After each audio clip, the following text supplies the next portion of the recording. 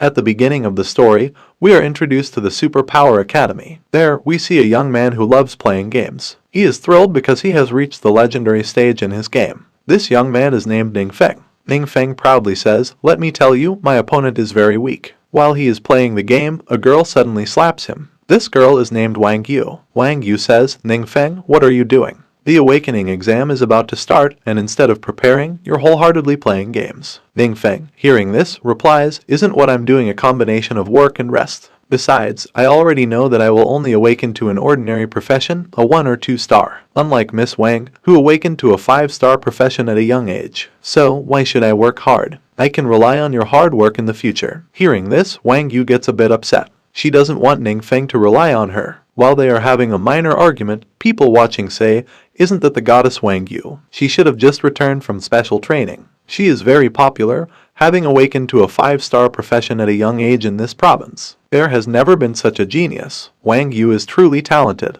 Everyone there also realizes that next to her is Ningfeng, who is known as the dumbest student in school. Currently, Ningfeng is about to turn 18 and has yet to awaken any talent. People are quite envious of Ningfeng because he managed to get close to a beauty goddess like Wang Yu. They say, "I heard they are childhood friends." But wait, isn't Ningfeng from an ordinary family? How could someone like him have a childhood friend like the goddess Wang? Although they are envious, they can't do much about it. It's important to note that this is the Blue Star world where games and reality merge. There are strength, agility, spell, support, and national adventure awakening exams. The #1 high school exam in the city will soon take place here. As long as you are over 18, you have the chance to awaken abilities and become an adventurer. Dear students, next is an introduction to the exam rules. The students start to gather at the place. The next awakening miracle could be any one of them. We are then shown Ningfeng, who is about to awaken his abilities. He says to himself again, "What's up with Wang Yu just now? She was quite serious. This is my 3rd time taking the exam. I'm not a beginner anymore." Soon after, the committee announces that students will be called to the front to proceed to the testing area for evaluation. Students who awaken will receive a set of basic equipment for their profession and prepare for the practical exam. Here, people start hoping. Some hope to become a spellcaster, some hope to become a warrior. Then there are those who hope to become shadow assassins because they can kill without a trace. And lastly, there are those who hope to become the most popular supporters. After that, Ningfeng's name is called, and Ningfeng rushes forward. This situation makes many people look at Ningfeng. They realize that he is the senior from the legendary trash class, who always follows the goddess Wang Yu and is considered very strong but has yet to awaken. If Ningfeng doesn't awaken this time, he will have a very unlucky day. After that, Ningfeng met with Guru Kaiwai. Guru Kaiwai said, "Don't fail. When you're ready, we will begin." Then, Guru Kaiwai instructed, "Place your hand on the crystal and calm your mind." Ningfeng did as he was told, trying his best. Moments later, the crystal seemed to shine brightly, surprising everyone as they did not expect the crystal to react. It seemed that Ningfeng would awaken soon. The blue light that appeared represented the spell profession. Many people laughed because this profession was undesirable. Then, people said that, as expected, the awakening would automatically learn the initial skill. Soon, the profession star was shown. Ningfeng had awakened 1 star and learned a defensive spell ability. This made Guru Kaiwai realize that this was very difficult because only 1 star was produced, which was the weakest fact.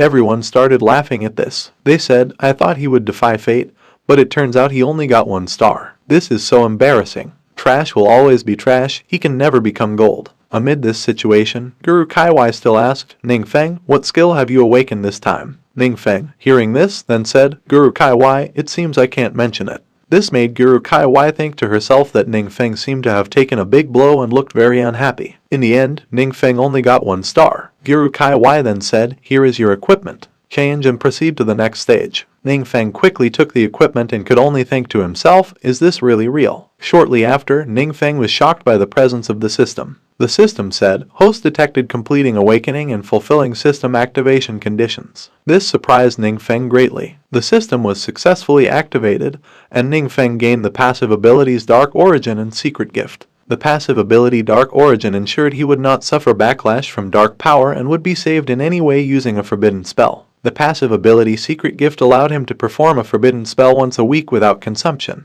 This made Ningfeng think to himself, "Is this really? Isn't dark power the most evil force in the world? And also, forbidden spells are the highest level of spells. What does this have to do with me? Then the system said again, defensive spell detected, and transformation begins. Ningfeng was shocked. He didn't know what kind of transformation it was. Then the transformation was complete, and the defensive spell was now turned into a forbidden spell. With this, Ningfeng became even more confused about what was happening. But clearly, dark power and forbidden spells did not sound good to him. He also still had a practical exam. Hopefully, nothing goes wrong with all of this. Shortly after, the next round began. This time the committee said, people, form your groups to fight monsters in the rim to train your newly awakened skills. Candidates are not allowed to form teams or attack each other. There will be drones for surveillance. Everyone began to prepare. Ningfeng was also very prepared. His ability had also activated, which was a forbidden spell calling dark power from another world to form a protective shield that could destroy all approaching enemies. The words forbidden spell indeed sounded dangerous to Ningfeng.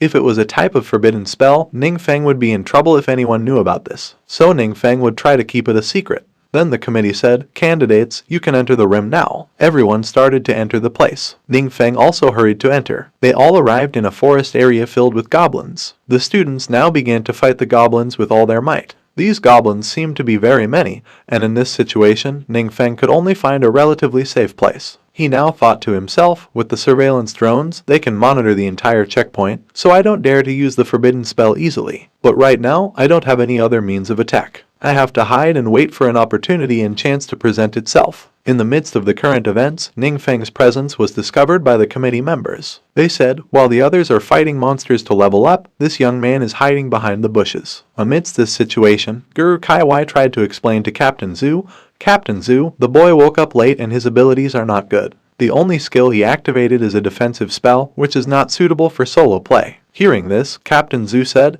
then call him over and he doesn't need to take the exam anymore. Also, as a one-star professional, he won't be able to become a true adventurer. As they were discussing this, a strange situation suddenly occurred in the area. Captain Zhu then asked his subordinate, what is happening? The subordinate responded, I'm not sure, but it seems our drones were attacked by something, causing the connection to be disrupted. Indeed, the system was now receiving warnings of strong power fluctuations detected within the rim. Given this condition, they would quickly find out and investigate what was really happening. By this time, the drone was already destroyed in the rim, and the fate of the students was very dire. They encountered a very strong monster that had destroyed the drone. Yes, the monster now stood proudly before the students, and the Goblin Lord then ordered all its members to work together to defeat these humans. Everyone began to get excited and launched attacks on the humans. They not only destroyed the human defenses but also the remaining drones, causing everything to explode instantly. The goblins completely dominated the place. Amidst the chaos, Ningfeng felt dizzy from the explosions. When he regained consciousness, he saw the goblins approaching him, completely surrounding him. One goblin said, oh, there's a noisy little bug here. Feeling threatened by the situation,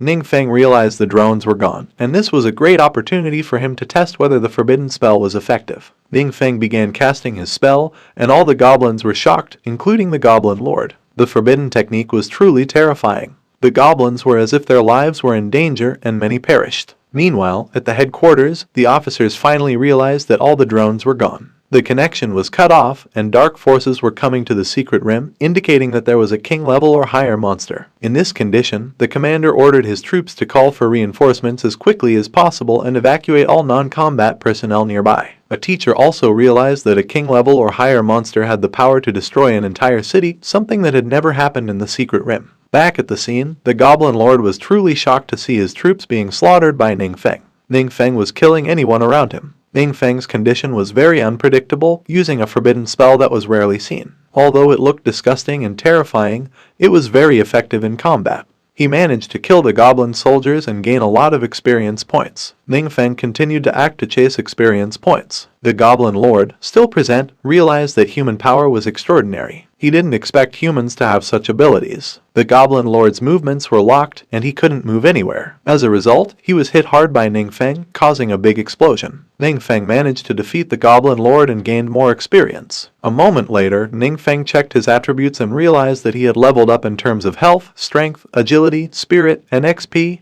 Ningfeng was very happy because he managed to level up. Usually, physical tests only allowed for 1 or 2 level increases. Ningfeng also realized that the XP from small monsters was very low and mostly relied on elite monsters. He still wondered how elite monsters could appear at the test site. However, Ningfeng looked at the available loot, which was a high-quality orange item, indicating permanent attribute enhancement. He had never seen anything like it before. There was a Fang Guarmar that increased agility attributes. Although the orange quality was already an epic level treasure, Ningfeng also managed to get a Shadow Butter Claw, a weapon capable of increasing strength, agility, attack speed, critical rate, and the chance to perform a claw combo. Although Ningfeng couldn't use it, this orange equipment could still be sold for a high price. Ningfeng realized that this way, he could level up easily and become very rich by killing monsters. Not long after, the center notified that all participants had to immediately leave the examination and use the teleportation scroll for evacuation. Ningfeng began to understand this and started trying to do something.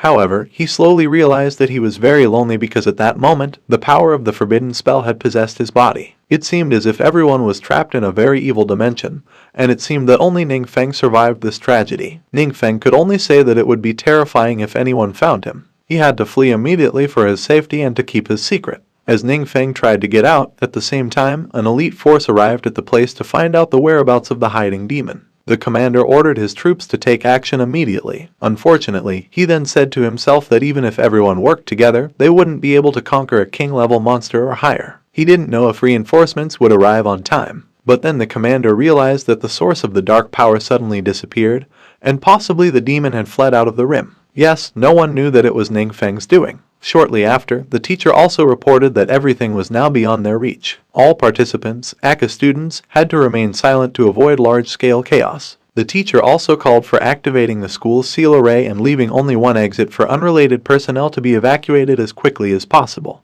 Under these conditions, Ningfeng was seen at the place trying to call his teacher. His teacher then said, "Ningfeng, are you okay?" Ningfeng replied that he was fine, and his teacher ordered him to go to a safe place immediately. The school also announced that the school was temporarily suspended and not to return unless necessary. After that, Ningfeng walked with Wang Yu. There, Ningfeng tried to tell Wang Yu, "It looks like the teacher is facing a formidable enemy. What actually happened?" Wang Yu, who heard this, then said, "I heard that an unknown source of power was detected at the examination site, and the whole school has been sealed." Knowing this, Ningfeng thought to himself, an unknown source of power. Could it be an unidentified elite monster? Ningfeng found it very difficult to contain his feelings, but his examination was interrupted halfway. The expression shown by Ningfeng made Wang Yu look worried because it seemed Ningfeng was severely impacted by the incident.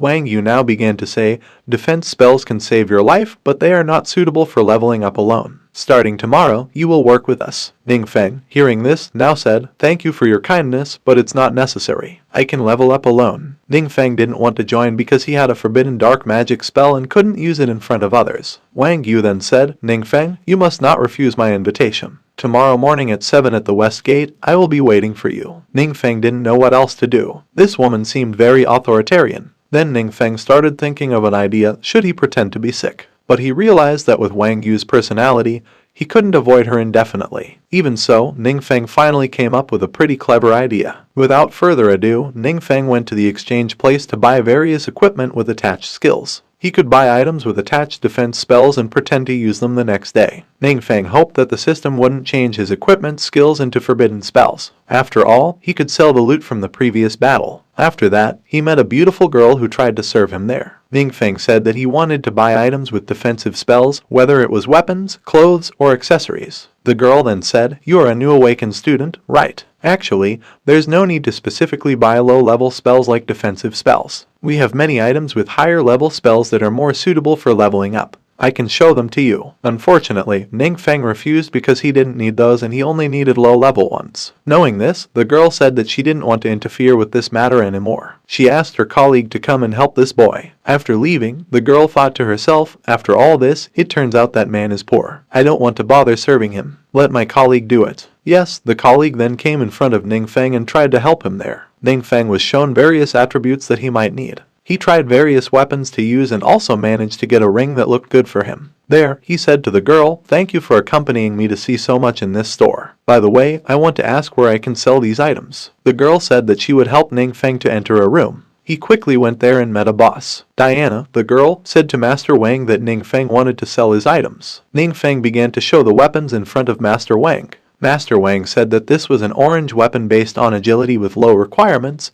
boasting very good attributes, very suitable for newcomers, and also equipped with 3 gem slots allowing adjustments as needed to achieve more suitable effects. This is a good item. We have several clients interested in this equipment. As for the price, do you have a minimum price you have set? Ning Feng immediately replied, the higher the price, the better. Master Wang understood this and he tried to contact his client first, while the girl was ordered to serve Ning Feng first. Master Wang began to communicate with the client and shortly afterward, Master Wang met Ning Feng again. He said, Mr. Ning, your equipment has been sold. The buyer is willing to pay in crystals. After deducting the transaction fee, you receive the crystals. Hearing this, both the girl and Ning Feng were very surprised and didn't expect it because it was such a large amount. The girl started to be silent about Ning Feng there. Also, Master Wang said again, if you go through the formalities here, we will send the money to your account as soon as possible. Ning Feng understood the situation and he also needed some more equipment for preparation. Master Wang would also help recommend it to Ning Feng.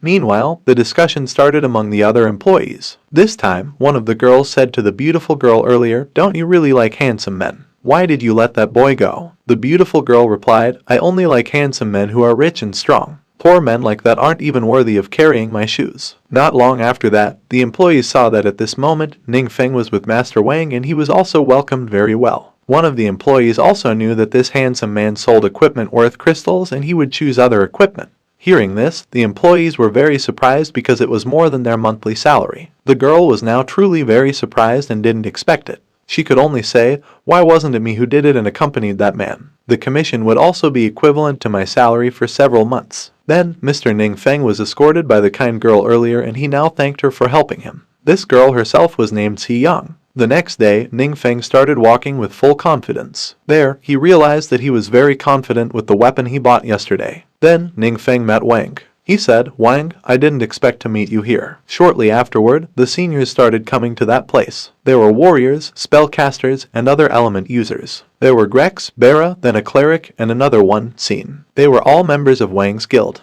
Ning Feng began to get to know each other and finally faced Scene. There, Ning Feng realized that this man was a little angry with him for no reason. Not long after, the man said to Wang Yu, I remember you were almost at your second transformation, and now you have achieved it and become a 5th-star genius girl. I will give you a gift. Shu Sen then gave her an Avenge Agility potion that could enhance the orange quality and permanently increase agility attributes by 10%. Others realized that it was an advanced potion that enhanced attributes and was surely expensive. Shu Sen said, expensive is not a big deal, it's only worth a few crystal coins. I don't care much about that. The key is that it's a high-level potion that's hard to get even if you have money. My father asked for help from many friends and finally managed to get one. Wang Yu refused the gift by saying, thank you for your kindness, but I can't accept the gift. Ning Feng, who was there, tried to tell Wang Yu, this potion is very valuable. Aren't you determined to get into a top university? Unfortunately, Wang Yu replied, no need, there are still things we need to do. Let's go first. This refusal made Shu Sen very angry. Wait, Wang Yu, do you really want to mess around with trash like this guy? Hearing this made Wang Yu look upset. Shu Sen continued, what's wrong? A 1-star like this guy is just trash. They will never amount to anything in their lives. This insult left Ning Feng puzzled as to why the man suddenly targeted him, even though he had never done anything wrong. If Ning Feng wanted to cast his forbidden spell on this man, it would be the end for him. Shu Sen's female friend tried to persuade him to leave to avoid conflict, but Shu Sen said it was none of her business. Shu Sen added, the whole body of this kid isn't worth a bottle of attribute potion. Go and stop embarrassing yourself. Ning Feng, hearing this, said, are you a mad dog biting people randomly? You only have a plus T potion, and you dare to talk big. Shu Sen, hearing this, now said, you poor man. If you have something stronger, show us. Shu Sen also said, as long as you can produce it, I will kneel and bark to you. But if not, you will kneel and bark before me. Without thinking twice, Ning Feng showed the weapon he had and gave the gift to Wang Yu. This is a pioneering item plan. This item permanently adds attributes. Wang Yu was very surprised because she had never seen such a thing, as were the reactions of others. How could there be an item with permanent plus attributes here? Ning Feng started to feel confident. He told Wang Yu to immediately prove this and try it. Wang Yu hesitated because this was a very valuable item, but Ning Feng said, don't worry, I found this at home and it's meant for you. Hurry up and use it. I can't wait. Wang Yu quickly used the item, leaving many stunned. Wang Yu successfully increased her attributes, making everyone believe Ning Feng's words. Shu Sen, knowing this, could only say, impossible, how could he have such a treasure? He must have stolen it. Ning Feng then said, losers shouldn't make excuses. Remember, bark loudly, I have difficulty hearing clearly. Shu Sen didn't want to do it, but Wang Yu said, does Mr. Shu Sen not want to do it? Shu Sen was then forced to kneel before Ning Feng. Ning Feng smiled broadly and said goodbye to everyone, then left with Wang Yu. On the way, Wang Yu apologized to Ningfeng, but Ningfeng said, "Stop. Our relationship doesn't allow it. Focus on your second transformation and getting into the best university." Ningfeng said this because having Wang Yu around might prevent him from leveling up and using his forbidden spell. Wang Yu then tried to plead with Ningfeng not to give up on himself. Ningfeng reaffirmed that he would not give up. Then Wang Yu gave something to Ningfeng, a magic book. This book could be studied if Ningfeng reached the right level. Ningfeng realized that this book contained a lot of magic and was certainly not cheap. Wang Yu confirmed this, but nevertheless, the book was not comparable to the badge that Ningfeng had previously given her. Ningfeng now accepted the gift from Wang Yu. Moments later, they both headed towards the dangerous graveyard on the outskirts of Secret Rim. There, a horde of wild goblins was being slaughtered and hunted by Wang Yu. She was incredibly skilled with her bow. Ningfeng could only celebrate this in his heart, thinking, "The XP here is very low, but I can't tell Wang Yu that I'm already at a high level. What can I do besides sit and be quiet?" Not long after, Wang Yu suddenly received a call from the headquarters. There, she was told, "We just got word that the big boss Valen, a necromancer, will appear soon." The members quickly rushed there because it was a very rare opportunity. Wang Yu was expected to join them. Xiu Sen also had high hopes because they needed to face boss Valen. Necromancers could drop rare magical items that were very important to Xiu Sen. Wang Yu fell silent, trying to make a decision. Wang Yu then looked at Ningfeng, prompting him to say, "Go, it's okay. We've both been at the Secret Rim, I can level up later." Hearing this, Wang Yu said, "Okay, then go to the safe zone and wait for me." Ningfeng replied, "Understood." They parted ways, with Ningfeng only able to offer a few words of farewell. After Wang Yu left, Ningfeng was happy because he was finally alone. The big boss was here and he would start hunting. Fortunately, he had prepared the day before and had 2 more skills ready because they could all be used for free once. The more forbidden spells, the better. Ningfeng's passive skill, Secret Gift, could be used once a week without consumption, but unfortunately, Ningfeng only had 3 skill slots at his current level. He would not be able to use the skill book given by Wang Yu until he reached a higher level later. After that, we are shown the situation in which there are many wild and very cruel skeletons, known as the Dangerous Graveyard. This place was indeed where the big boss appeared in the depths of the high tower of Secret Rim, and the human troops had to fight here. They realized that this dungeon was very difficult and very dangerous. Suddenly, an explosion occurred in front of them,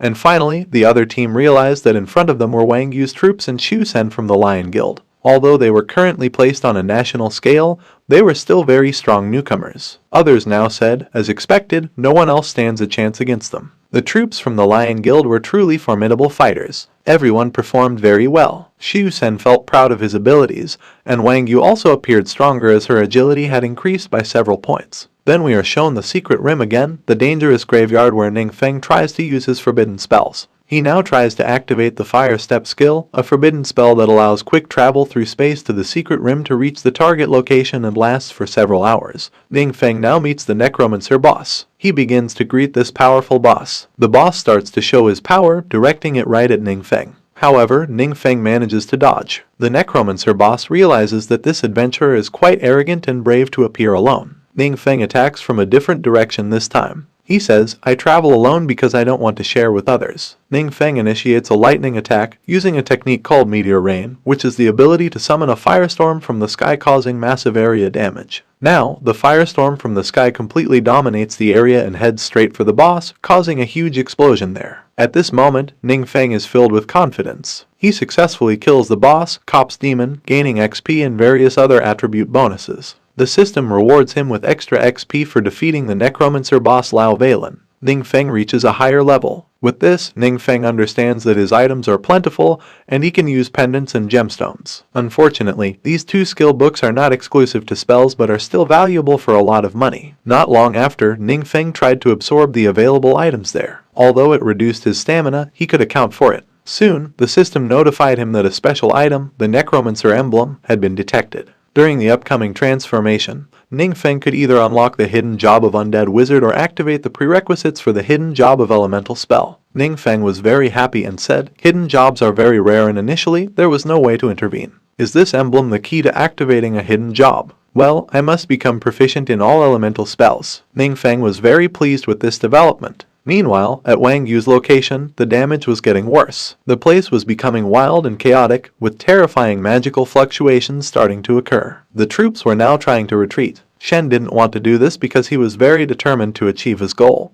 But Wang Yu said, "Do you want to endanger everyone in this very dangerous situation?" Shen had no choice but to comply with Wang Yu, and afterward, Wang Yu sent a message to Ningfeng that she had urgent business, so she left first and might return late. Meanwhile, in the transformation hall, Ningfeng was about to carry out his plan. He realized that there weren't many people here. He started meeting with the officer present, who asked, "Are you here to receive a transformation task?" Ningfeng confirmed this, and now the officer said, "Let me register your information first." Ningfeng began to explain about himself, and the officer realized that the transformation for this man had quite poor potential. The officer escorted Ningfeng into a room, and after arriving there, the officer said, "Next, just follow the existing process." Ningfeng understood this. Shortly after, the officer met with the commander there. They talked about something. The commander said, "We only went to investigate the location, and the dangerous tomb had suffered severe damage. The source of the power is unclear, but the threat level might reach king or higher." The officer understood that in the past 2 days, there had been 2 king-level threats, and now the commander confirmed this as well. He had also been sent by the higher-ups to request Shadow Solitary to take action. After that, we were shown Ningfeng again, who now had a choice. The first mission was the requirement to enter the Human Goi tomb and obtain the Blood Soul Crown mission item. The time limit was 1 day, and the difficulty level was a. Then there was the first transfer mission determined by the system, which was to enter the Divine Hying Temple Illusion Realm and obtain the Holy Mission item. The time limit was also 1 day, and the difficulty level was S. These 2 choices made Ningfeng say, "It seems the system has created a prequel mission to becoming a god, so I will choose this one." The transfer mission was now accepted, and Ningfeng started walking again. He said, "It's truly worthy of a hidden job, even an S-level mission has appeared. Fortunately, they give a 1-day time limit, so it's not too stressful." Then Ningfeng parted ways with the officer present, realizing that this woman was not the same woman he had met before. Meanwhile, in a different place, we were shown the same officer who turned out to be an important figure. It was said that this woman was a member of Solitary Shadow and her attire was different from the usual. Additionally, the existence of this organization was officially a secret. It was said that all members of Solitary Shadow had hidden jobs that allowed them to use dark powers in battle, specializing in carrying out special missions, including this woman. The dark power was very strong, and this time the woman managed to understand everything despite many things being lost, but it still affected her. Then the woman began to speak to her colleague. "I didn't find any clues. It seems the culprit disappeared after causing the damage, so it's impossible to determine their purpose." Another member commented, "Lately, I've been receiving reports that several secret rims have shown unusual signs, which might be the beginning of some kind of crisis. Is there a connection between this?" The woman replied, "It's hard to say. I will consult with the higher-ups and increase manpower." Now the man said, "Even the famous Solitary Shadow Quanglin is having trouble." The one with glasses also said, "May I ask, is the culprit confirmed to be a monster, or is it possible that the culprit is a mutant like this woman?" The woman was quite surprised to hear this, and the man said, "I'm really sorry, I didn't mean it that way." After that, the woman confirmed again, "The threat level here has exceeded the king's level. Controlling such a vast dark power is not something the human body can withstand." The man with glasses understood this and said, "So there's a very powerful monster hidden in the city that can cause disaster at any moment." However, the girl, also known as the woman, said, "It is likely hidden in the darkness and must be found as soon as possible." Then, we are shown Ningfeng's house again, where Ningfeng has just woken up. He says, "This genuine environment can't possibly make people feel uncomfortable." After reaching the EMP level, another skill slot has been added. Let's start by studying the 2 books given by Wang Yu earlier. Then, the system notified that the detected skill, Arson S, could be combined with the Forbidden Curse F air cell and had been automatically executed. Now, Ningfeng had learned the passive skill Fall Air Defense, which automatically reduces damage by a certain percentage absorbed by Fall Air Defense when attacked, with the same limit as the damage dealt by F Air Defense. After the attack stops, Fall Air Defense gradually repairs itself. Ningfeng said, "So, Forbidden Curses can also be combined with lower-level spells to produce new effects. With this, I have another means of defense. Ordinary damage is very ineffective against me." Ningfeng then tried looking at another book, and the system again notified that the detected skill, Feign Rock Technique, could be combined with the Forbidden Curse F Air Cell, the Meteor Fire Rain, and had been automatically executed. Ningfeng successfully learned Elemental Mastery R, which made all his spell effects percentage-based. After that, Ningfeng realized that he still had 4 skill slots and needed to buy some new books. He went to the exchange tower and met the pretty clerk from before. This time, the clerk recognized Ningfeng and began to act kindly towards him. However, Ningfeng was looking for Miss Yangxin. The clerk explained that Yang Xinyang was with another client, so she would accompany Ning Feng today. However, Ning Feng refused, saying he could walk on his own. This refusal upset the clerk, as she felt compared to Yang Xin. At the same time, Yang Xinyang appeared in front of Ning Feng, who looked happy to see her. Yang Xinyang apologized for not being there earlier and explained that she had been eating in the back. She learned of Ning Feng's arrival from her colleague. Ning Feng said to her, "Sorry to disturb your meal. I'll repay you later as compensation." The familiarity between Ning Feng and Yang Xinyang made the other clerk very upset, but she couldn't do much about it. Later, Ning Feng met with the boss and said, "I want to sell these 2 skill books and buy some more magic skill books." The boss said that it could be done without any problems. Yang Xinyang immediately assisted Ning Feng. The boss, in his heart, began to take an interest in Ning Feng's background, especially after seeing the orange weapon and now the purple skill books that Ning Feng brought. He planned to send someone to investigate further. Meanwhile, Ning Feng and Yang Xinyang had a meal together. Ning Feng tried to pay the bill, but Yang Xinyang said that the meal was already paid for. Ning Feng said, "Didn't we agree that I would repay you?" However, Yang Xinyang replied, "No, I have my reasons for treating you." "Don't worry." Ning Feng tried to ask for her reasons, but Yang Xinyang said it was a secret. Ning Feng tried to escort Yang Xin, but Yang Xinyang declined, saying she would take a taxi home herself. Ning Feng couldn't do much and just said, "All right, be careful." When Yang Xinyang was in the car, she headed to the second city hospital. There, the mystery was revealed that Yang Xinyang was very grateful to Mr. Ning because the commission she earned yesterday was enough to pay off her sick father's medical bills. However, moments later, a horrific incident occurred when a loud explosion hit their car, leaving Yang Xinyang shocked and terrified. Currently, there are evil monsters approaching. These monsters have begun to destroy the place entirely. Due to this incident, Yang Xinyang tried to escape from the car to find a safe place, but she then fell. As a result of her fall, she could only say, "What is happening?" Monsters appearing in this safe zone. It's impossible. Soon, a terrifying monster was behind her. Then, the captain who controlled these monsters appeared and started to smile broadly. After that, an explosion occurred. The monsters began attacking Yang Xinyang, but she tried to defend herself. Yang Xinyang realized that her attacks were useless at this point. In front of her was a truly tough monster, which then aimed a sword at her. Fortunately, in this critical moment, a commander managed to sweep the area clean, including the monsters, saving Yang Xinyang. The captain asked Yang Xinyang if she was okay. Yang Xinyang replied that she was in normal condition. After that, the captain said, "If you can move, find a place to hide yourself now." Yang Xinyang hurried to do so because the entire area was already contaminated. The captain then began talking about the secret world that was starting to merge with the real world.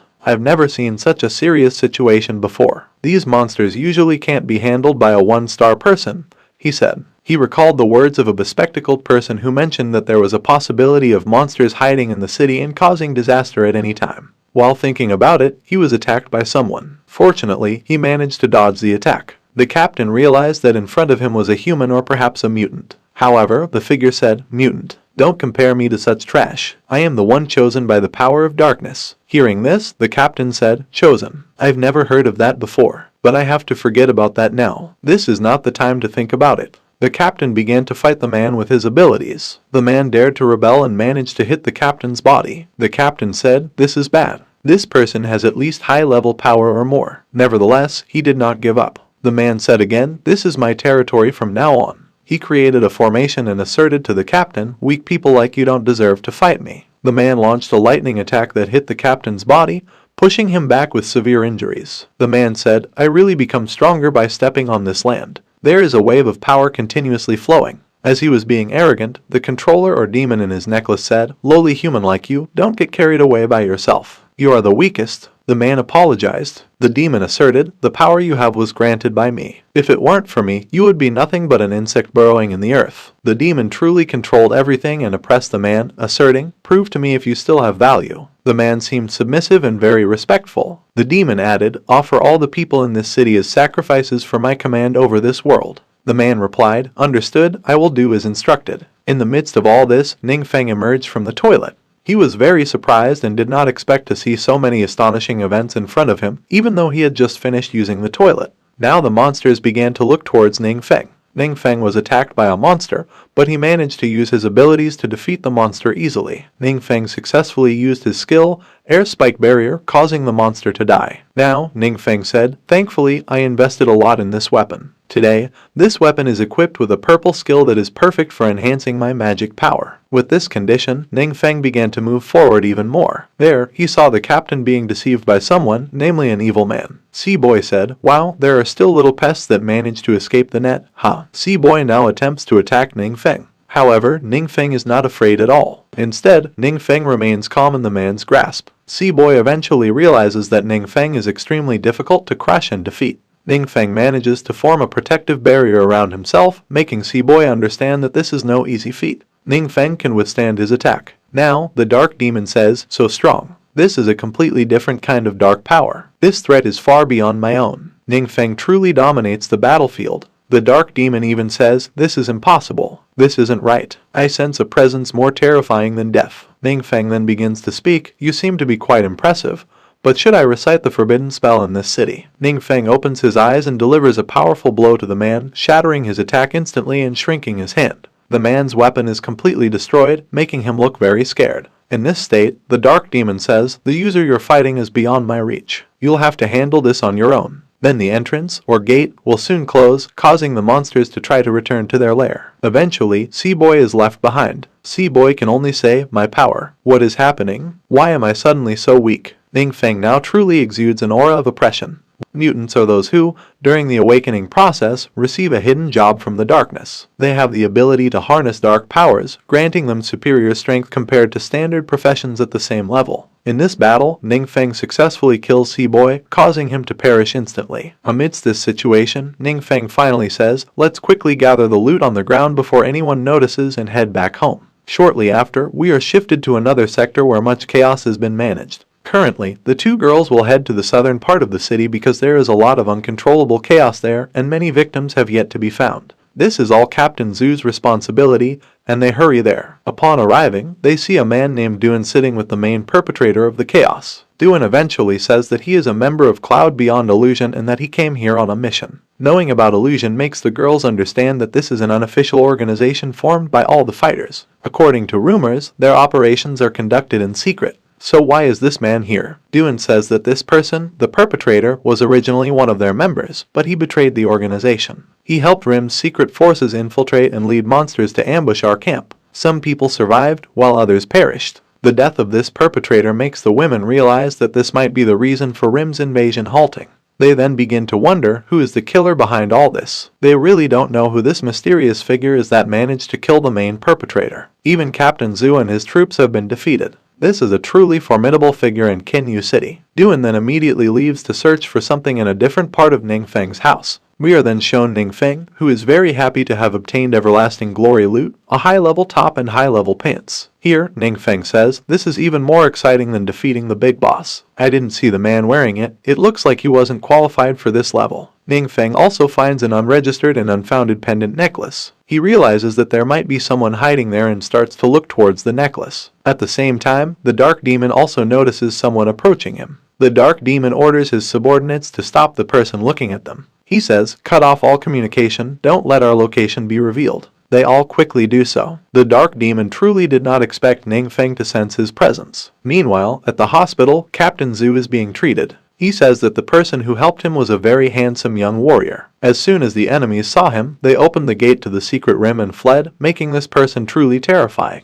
A woman then says, "I can vaguely sense that this person's strength is not inferior to mine." The bespectacled man also adds that the individual who managed to escape capture is a mysterious figure who is difficult to control, and this mysterious figure left no trace except for some ordinary magical traces. There were no special discoveries on the battlefield last night. Captain Zoo said, "It would be nice if that mysterious figure stayed around us." This thought brings a sense of security. Unbeknownst to them, the bespectacled man began to guess that the mysterious figure was likely a mutant with much stronger powers. Some time later, we are shown Ningfeng again, requesting the officers for a career change to complete his mission. He hurriedly carried out the process and arrived at the rim of Radiant Temple, where he would depart. However, someone was following him, none other than Duan. It should be noted that a few days earlier at the Yuaning trading market, a man named Duan tried to buy various equipment. Mr. Wang said that he had just received new materials for sale yesterday, a pair of top and pants belonging to Ningfeng. Duan asked where he could find that person, but Mr. Wang did not know for sure and assumed Ningfeng was still on duty. It turned out that Duan was looking for the set of clothes because he realized they belonged to his master. According to his master, the top and pants were very important, even though Duan had not seen them with his own eyes. He was convinced they were his master's legacy and tried to retrieve them. However, Master Wang said he had not yet been able to do so because the person had not returned to confirm the matter. After Duan left, Master Wang was a bit puzzled about Ningfeng's background.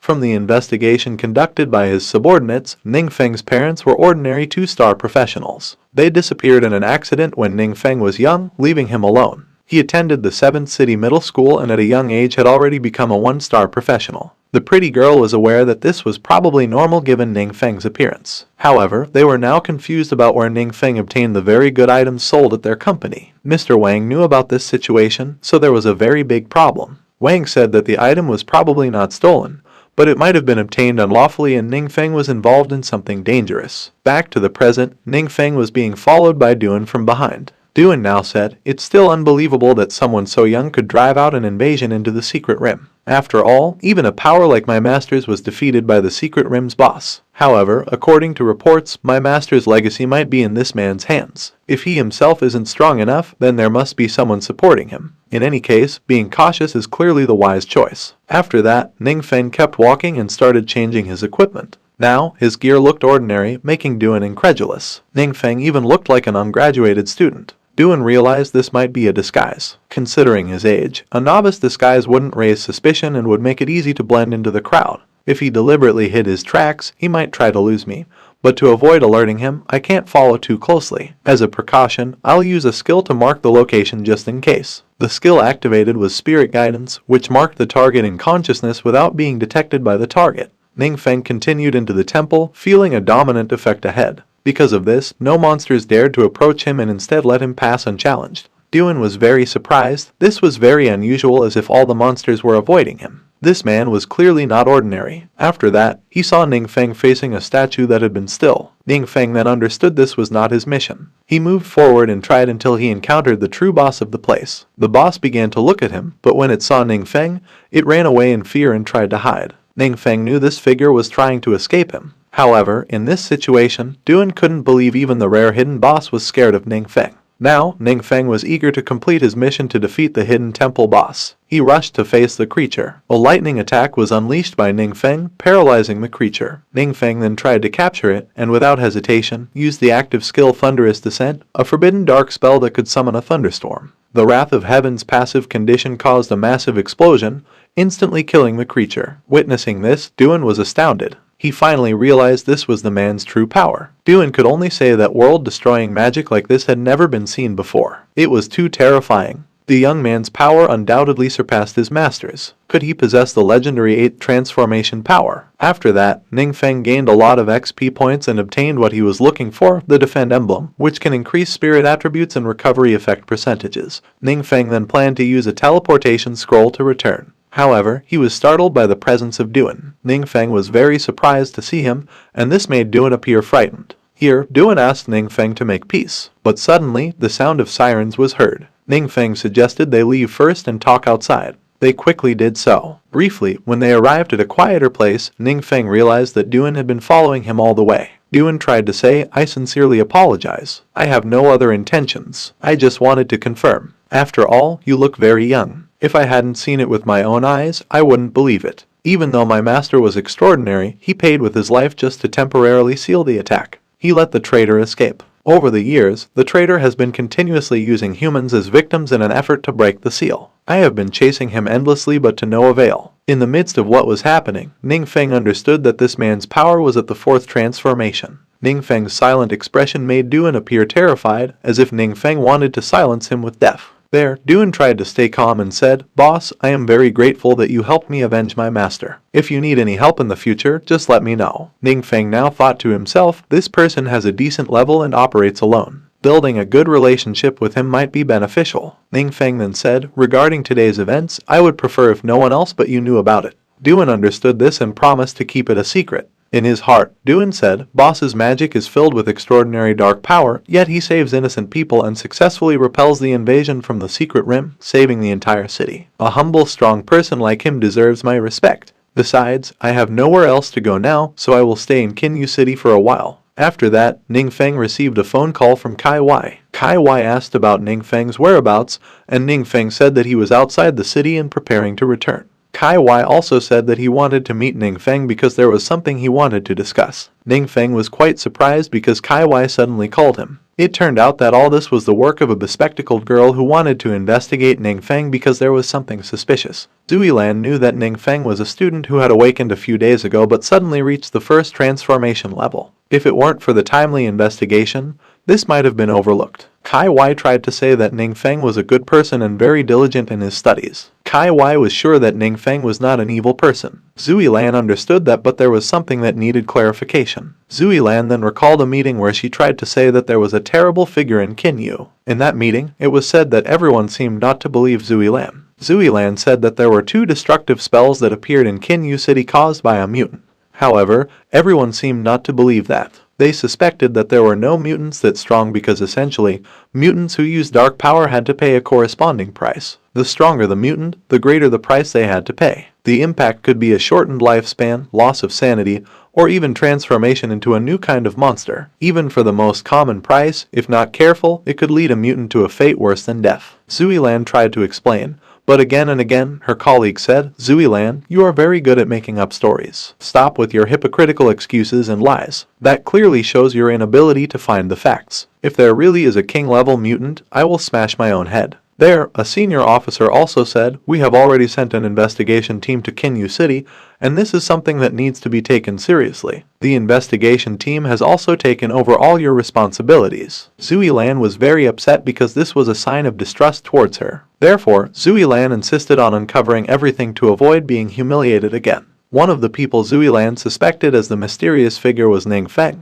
because according to circulating information, there was destruction occurring at the Secret Rim, the Radiant Temple. Kai Wai was also aware that Ningfeng was there on a mission, which meant there was something behind all of this. Due to the incident at the Radiant Temple, a protective shield was activated in the city to protect everyone there. People began to fear the threat, but the officials said, "Don't worry, the protective shield has been activated at the highest level, which will prevent dark forces from outside and will not affect the city area." Everyone thought it would be safe, but amidst what was happening, Ningfeng could only say to himself, this commotion triggered the highest security level immediately. It seems I have to wait until the alert is lifted before I can go home." Suddenly, a figure approached the shield. Unexpectedly, it was a demon army trying to attack humans. The demon army realized that humans were the most fragile beings and immediately launched an attack. Their leader, Lord Gol, began to organize his subordinates to attack humans and deliver a surprise. The attack began, making many humans aware of the strangeness above them. Soon, the humans started fighting the monsters before them. They tried to find a safe place to survive. The human army realized that the shield no longer successfully held the demons, so they had to prepare for battle.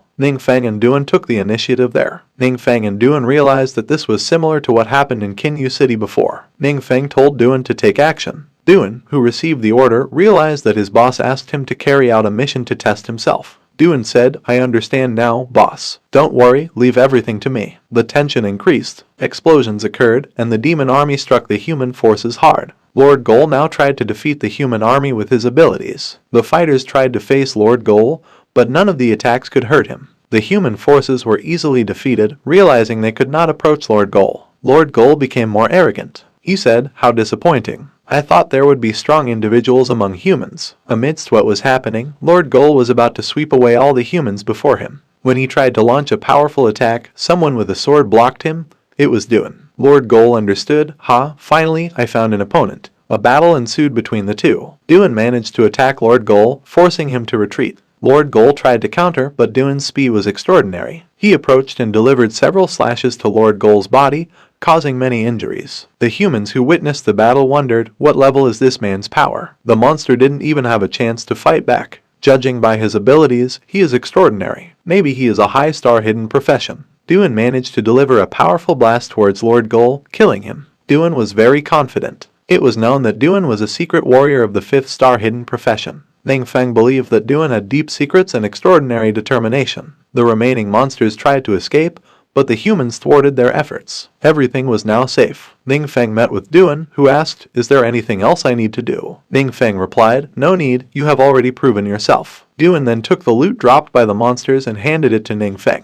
Everyone was surprised because this man was so kind to Ningfeng. Among the loot was a perfect agility skill book for Wanju and an extraordinary dorsal shield. Two officials tried to greet Ningfeng and Duan. The mayor said, "Thank you, two strong individuals, for your intervention saved Longbo City. I am Sidong Ming, the mayor of Longbo. You don't seem like locals." Ningfeng confirmed, "Initially, we came here for business, but we didn't expect to get trapped here and be unable to leave for a while." The mayor realized that Ningfeng couldn't move because the protective shield had been activated. To make amends, the mayor gave Ningfeng a flag scroll that he had just purchased. The flag scroll is a rare item that is hard to obtain in a small town. Although it can only be used once, it offers a convenient and quick journey for short to medium distances. The mayor then said, "We have an urgent request. Things are chaotic everywhere. Can you both stay in Longbo for a few days?" Ningfeng replied, "Sorry, I'm busy and cannot fulfill that request." The mayor understood and then gave Ningfeng the highest black card of Yuanseng trade. This black card is only issued to successful individuals who enjoy various privileges. Ningfeng thanked him. The mayor said, "If Longbo faces danger in the future, can we ask for your help?"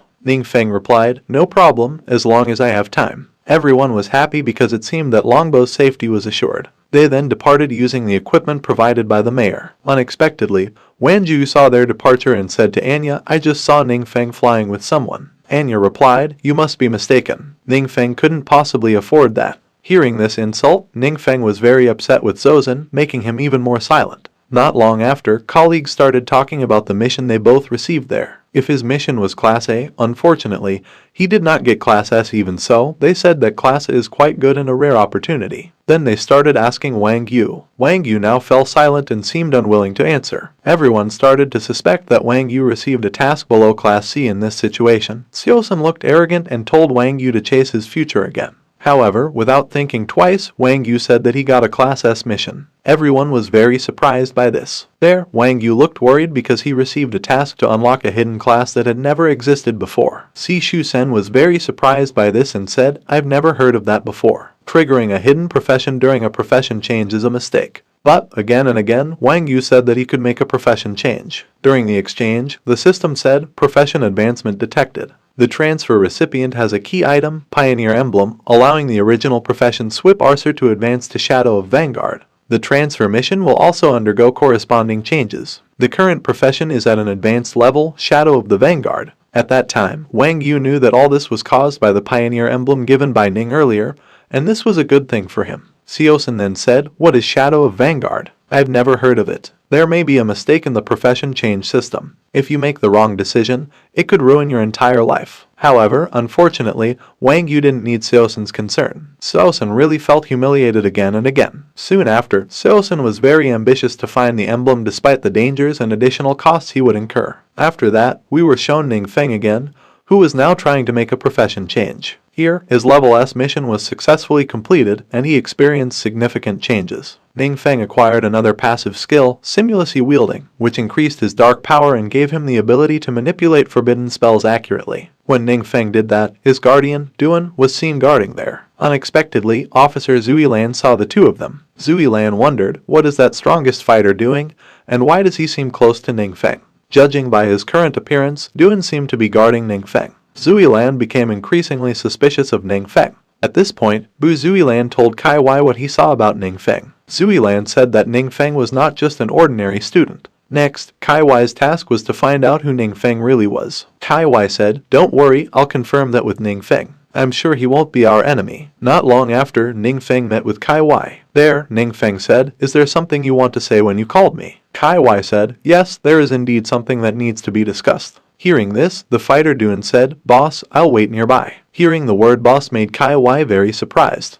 There, Ningfeng tried to explain that it was just a joke from Duan. However, Kai Wai still said, "Ningfeng, you have completed the first transformation." Ningfeng was surprised to hear that. In his heart, Ningfeng said, "Although I didn't expect to keep it a secret for long, if it gets discovered, it will be too soon." However, Kai Wai has always been kind to me, one of the few people I can trust. She won't hurt me. After that, Ningfeng said, "Kai Wai, your words are correct. Since explaining this is quite complicated, I prefer not to tell too many people." Hearing this, Kai Wai said, "There is another question, which might seem unexpected, but I need to confirm it. Have you been influenced by the forces of darkness?" Ningfeng fell silent. He asked, "Why are you asking this?" Kai Wai replied, "Because recently there have been many anomalies occurring worldwide. The invasion of secret dimensions into reality is becoming more intense. Many individuals who succumb to the influence of the forces of darkness are gradually transforming into new mutants. Ningfeng, who heard that, then tried to calm down. It's not like that, ma'am, but you don't need to worry. I'm not a mutant. Ningfeng realized that mutants were closely monitored by the authorities,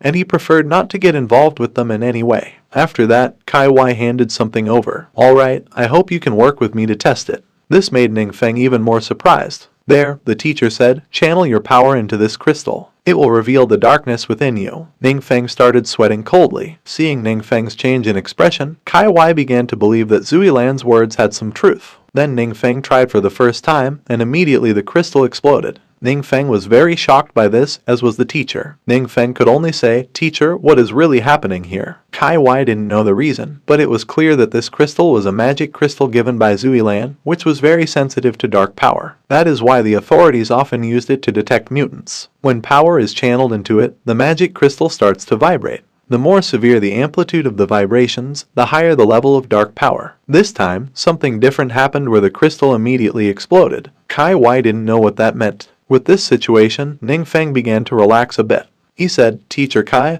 I might change according to what happened, but you have known me for a very long time. Don't you believe that I'm just an ordinary human? Kai Wai started to realize this and tried to say, I personally believe in you, but it's my duty to report today's events. I hope you understand. Ningfeng understood that. Then Ningfeng said to himself, even though I used the crystal in an unusual way, I'm not sure about the authorities' response. In unavoidable circumstances, I can only leave this city. Then Kai Wai gave a gift to Ningfeng. This is a gift prepared by Kai Wai for you because you have completed your awakening. Ningfeng quickly took the gift and thanked her. The gift was the Sacred Wing, which had an orange-level quality, enhancing spirit and stamina regeneration, as well as healing efficiency. The glowing aura allowed the user to chant healing spells without needing a serious incantation. Kai Wai was very surprised by this. Such an ability was crucial in critical situations. Kai Wai initially didn't want to accept this gift because it was too valuable, but Ningfeng said it was just loot he had gotten from a profession change. With this situation, Kai Wai had no choice but to accept the gift. Then Ningfeng and Duan walked away. As they left, Siki said he really gave orange gear as a gift. What's going on with Ningfeng? A little later, Kai Wai began reporting the events at the adventure office. Zuilan was there. Zuilan knew that the situation with Ningfeng was unprecedented. Not long after, Zuilan made a decision. Alright, let's stop here. Hearing that, Kai Wai asked, what does that mean? Zuilan added, your student might have surpassed our current understanding. If he is indeed an extraordinary individual, then we should try to negotiate rather than provoke him by digging too deep into the matter. One of Zuilan's subordinates then asked, should we still report this? Zuilan replied, no. Delay the investigation related to Ningfeng and seal all related information tightly. Kai Wai agreed with this. In her heart, she said, after all, Ningfeng is still young and doesn't have much background. This way, it can also be considered protecting him. After that, Zuilan said, since Ningfeng doesn't want his secret to be revealed, let's shift our focus to that fighter, Duan, because utilizing the talent of an additional strong individual on our side will not hurt. Meanwhile, at Ningfeng's residence, Duan was there. Duan said, boss, you seem unhappy. Ningfeng replied, well, Kai Wai just sent me a message saying that the authorities have cancelled the investigation on me. Hearing this, Duan said, isn't that a good thing?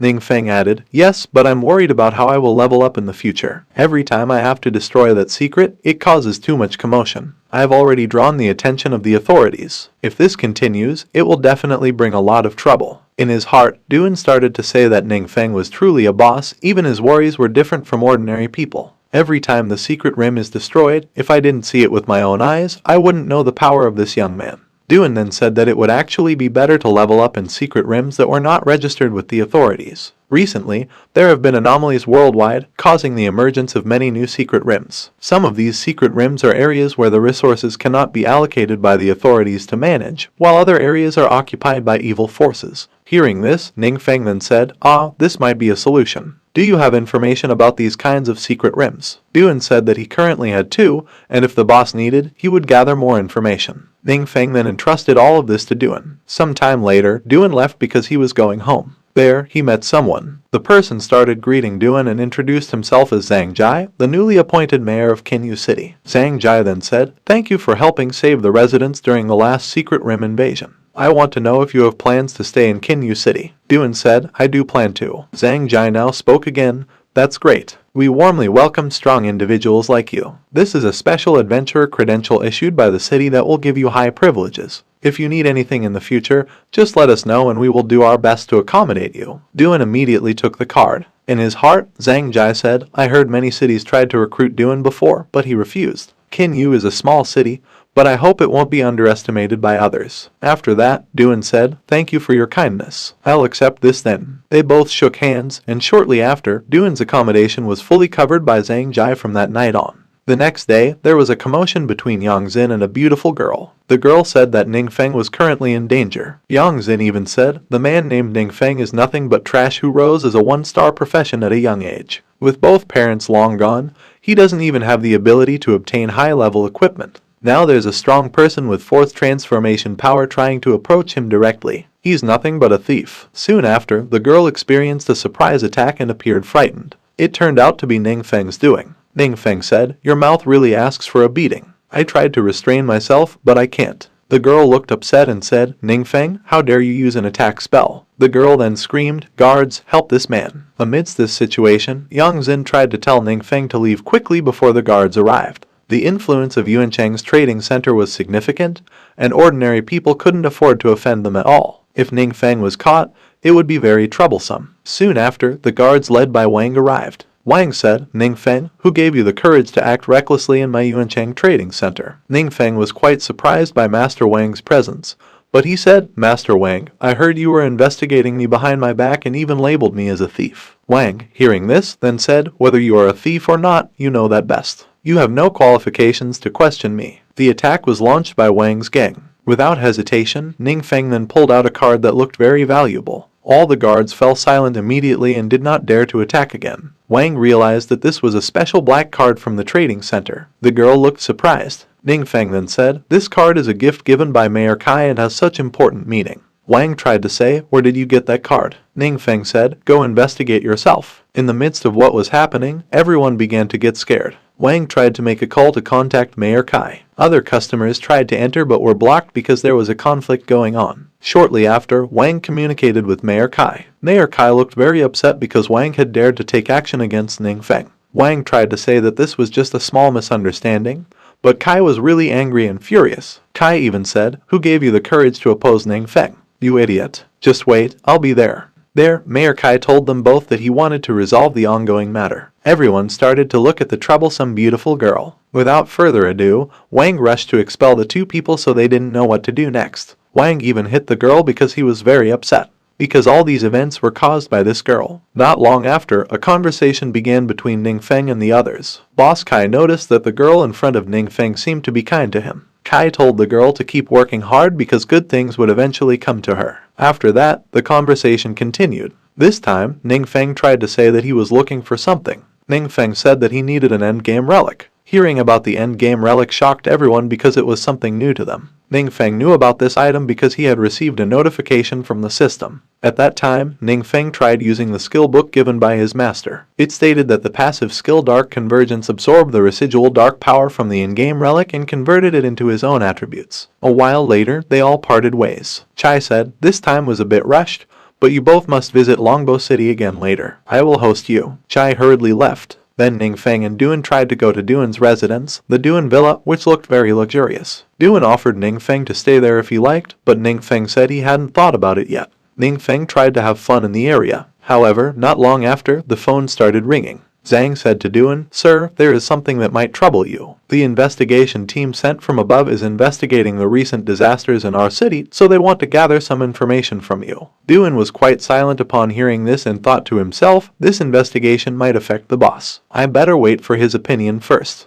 Duan then said to Zhang, sorry, I might not have free time today. Zhang replied, it's okay. Whenever you're free in the coming days, don't hesitate to contact me. Ning Feng knew that the investigation team was looking for something. He asked Duan, what is that place like and what are the people like? Duan replied, it's like a ghost town, Kinyu City. There is a mysterious powerhouse also being discussed by Zui Lan and the others. They said they had never seen the mysterious powerhouse in Kinyu City. One of the colleagues said, since none of you have seen the mysterious powerhouse, why are there rumors that the mysterious powerhouse saved Kinyu City? Zui Lan replied, that's because during the invasion, the secret realm suddenly stopped and the mutants aiding the invasion were also cleared. C then said, "Don't joke, the danger level of the secret realm invasion varies. That report can't be relied upon as evidence. Instead, what about the 2 other incidents related to the secret realm? What did the mysterious powerhouse do during the 2 king level or higher attacks as you described?" Zuilan fell silent. Guru then thought to himself, to protect Ningfeng, Zuilan used her authority to alter any information that might be related to Ningfeng. So this pressure is truly on her. Zuilan can be said to be keeping Ningfeng a secret. After that, a man said again, "I hate adventurers who are free and unwilling to comply with any rules or regulations. They are just wild dogs without a guild, but act as if they are busy all the time. No problem, I will handle this investigation alone. You all can focus on other things." Some time later, the man began to enter the dangerous grave secret realm. There, he was initially stopped by the officers, but he said he was part of the investigation team and wanted to enter to conduct some investigations. The officer said, "No problem, please proceed as you wish." The man started to explore the place. He said, "Even though this is not my first time coming here, seeing the extent of the severe damage still amazes me. What kind of power can completely destroy a secret realm like this? Even the residual dark power remains pure and terrifying. No matter how much nonsense is said about the mysterious powerhouse, in the face of such power, they all look like ants. This place is truly interesting." Then, the man encountered one of the very fierce monsters in front of him. He said, as expected from a king-level threat, it is indeed surrounded by strong power. Everything here is now mine. Meanwhile, as Ningfeng was playing the game, he felt something. The system said that the in-game relic had now appeared. Ningfeng began to sense that something was connected to him through the aura. He felt it carefully, and the connection became clearer. "I should be able to determine its location," he thought. Ningfeng started to move forward, and Diane asked, "Boss, where are you going?" Ningfeng replied, "There's an urgent matter, so I need to go for a while." Ningfeng started moving, and according to navigation, the item might be near the dangerous grave secret realm. He realized that the item had started to move. Then we returned to the dangerous grave secret realm area. There, a very fierce monster approached the officers. The officers were very scared because the monster was so fierce. The man earlier was trapped by the monster and said, "Help me, I can't move." Amidst what was happening, the other adventurers began to move towards the place. Ningfeng couldn't walk any further because of the situation happening.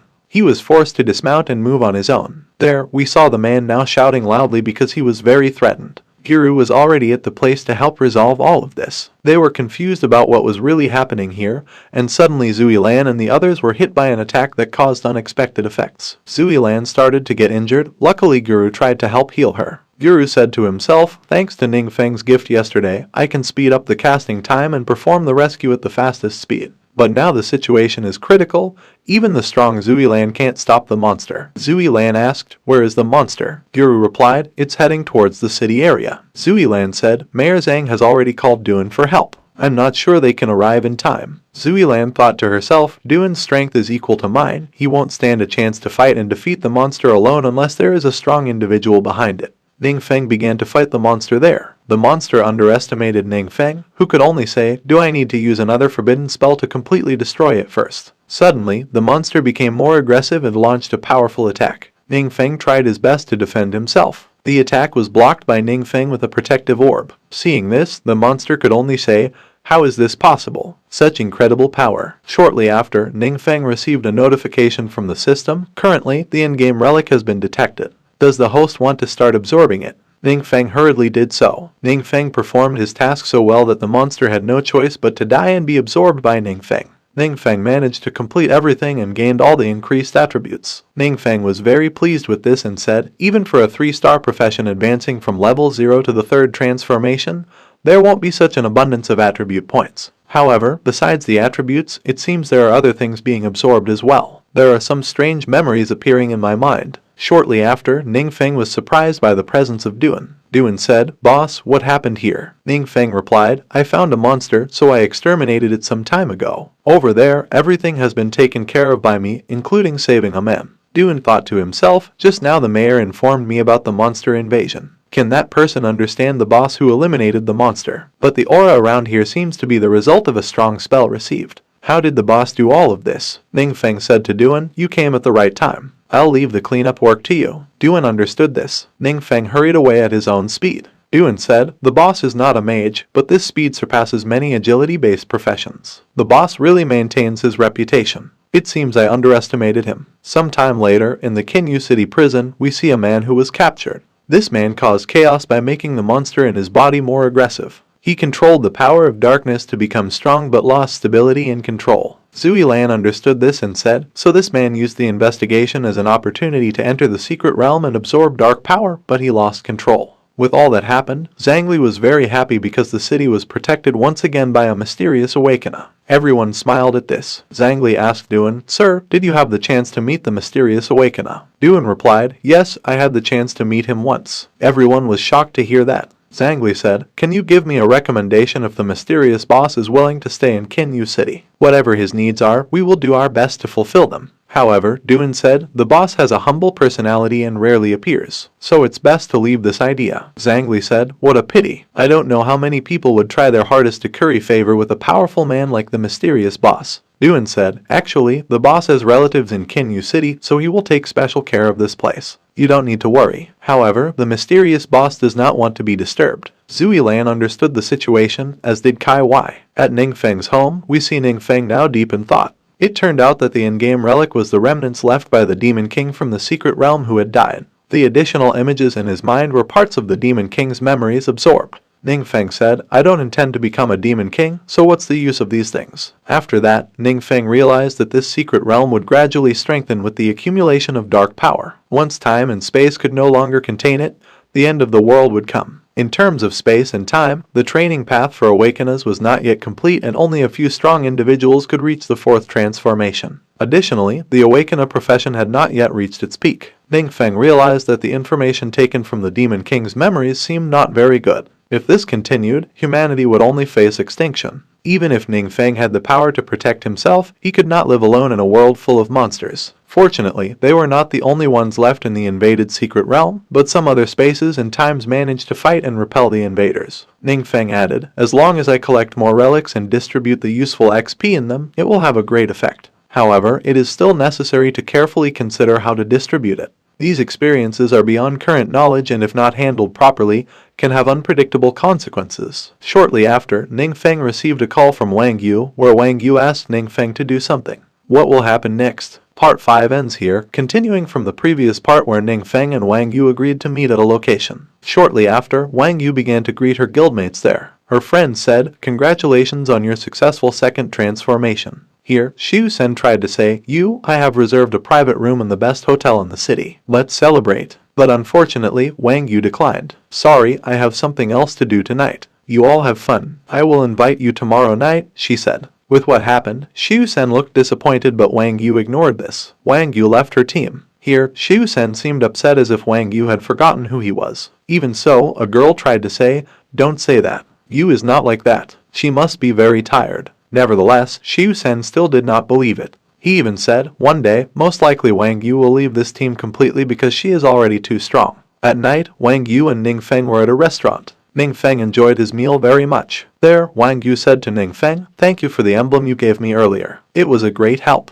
Hearing that, Ningfeng realized that the emblem was one of the ways to improve. Then Wang Yu tried to ask Ningfeng where he got the emblem, but Ningfeng said he did not know. Ningfeng was feeling very full. Wang Yu said, Oh, if it could be bought, I would like to give it to you and my team members. Ningfeng understood Wang Yu's kindness, always including her friends. However, Wang Yu then said to Ningfeng, Don't give up on leveling up. In dangerous times like these, having extra self-defense skills will definitely be beneficial. Once I find the right emblem for you, who knows, you might unlock a new profession. Despite hearing that, Ningfeng said, Leveling up on my own is very troublesome. Having someone like you is what I need. Hearing that, Wang Yu felt a bit annoyed. Shortly after, her body ached from the injuries she had received earlier. Ningfeng looked very worried. Wang Yu said, These are wounds caused by completing a mission. Ningfeng asked, Didn't you get any treatment? Wang Yu replied, I did, but considering this was an S-level mission, the boss's damage was significant. I need time to recover. Ningfeng understood that this was quite difficult for Wang Yu. Shortly after, Ningfeng received a phone call from an unknown person. The person said, You don't need to know who I am. I ask, Where did you get that emblem? Ningfeng tried to hide this from Wang Yu. However, Wang Yu asked, Who was that? Ningfeng simply said, It's just someone asking in a harsh tone where I got that emblem. Wang Yu was quite surprised because not just anyone knew that Ningfeng had given that gift to her. Nonetheless, Ningfeng said, Don't mind it. I'm just focused on eating meat.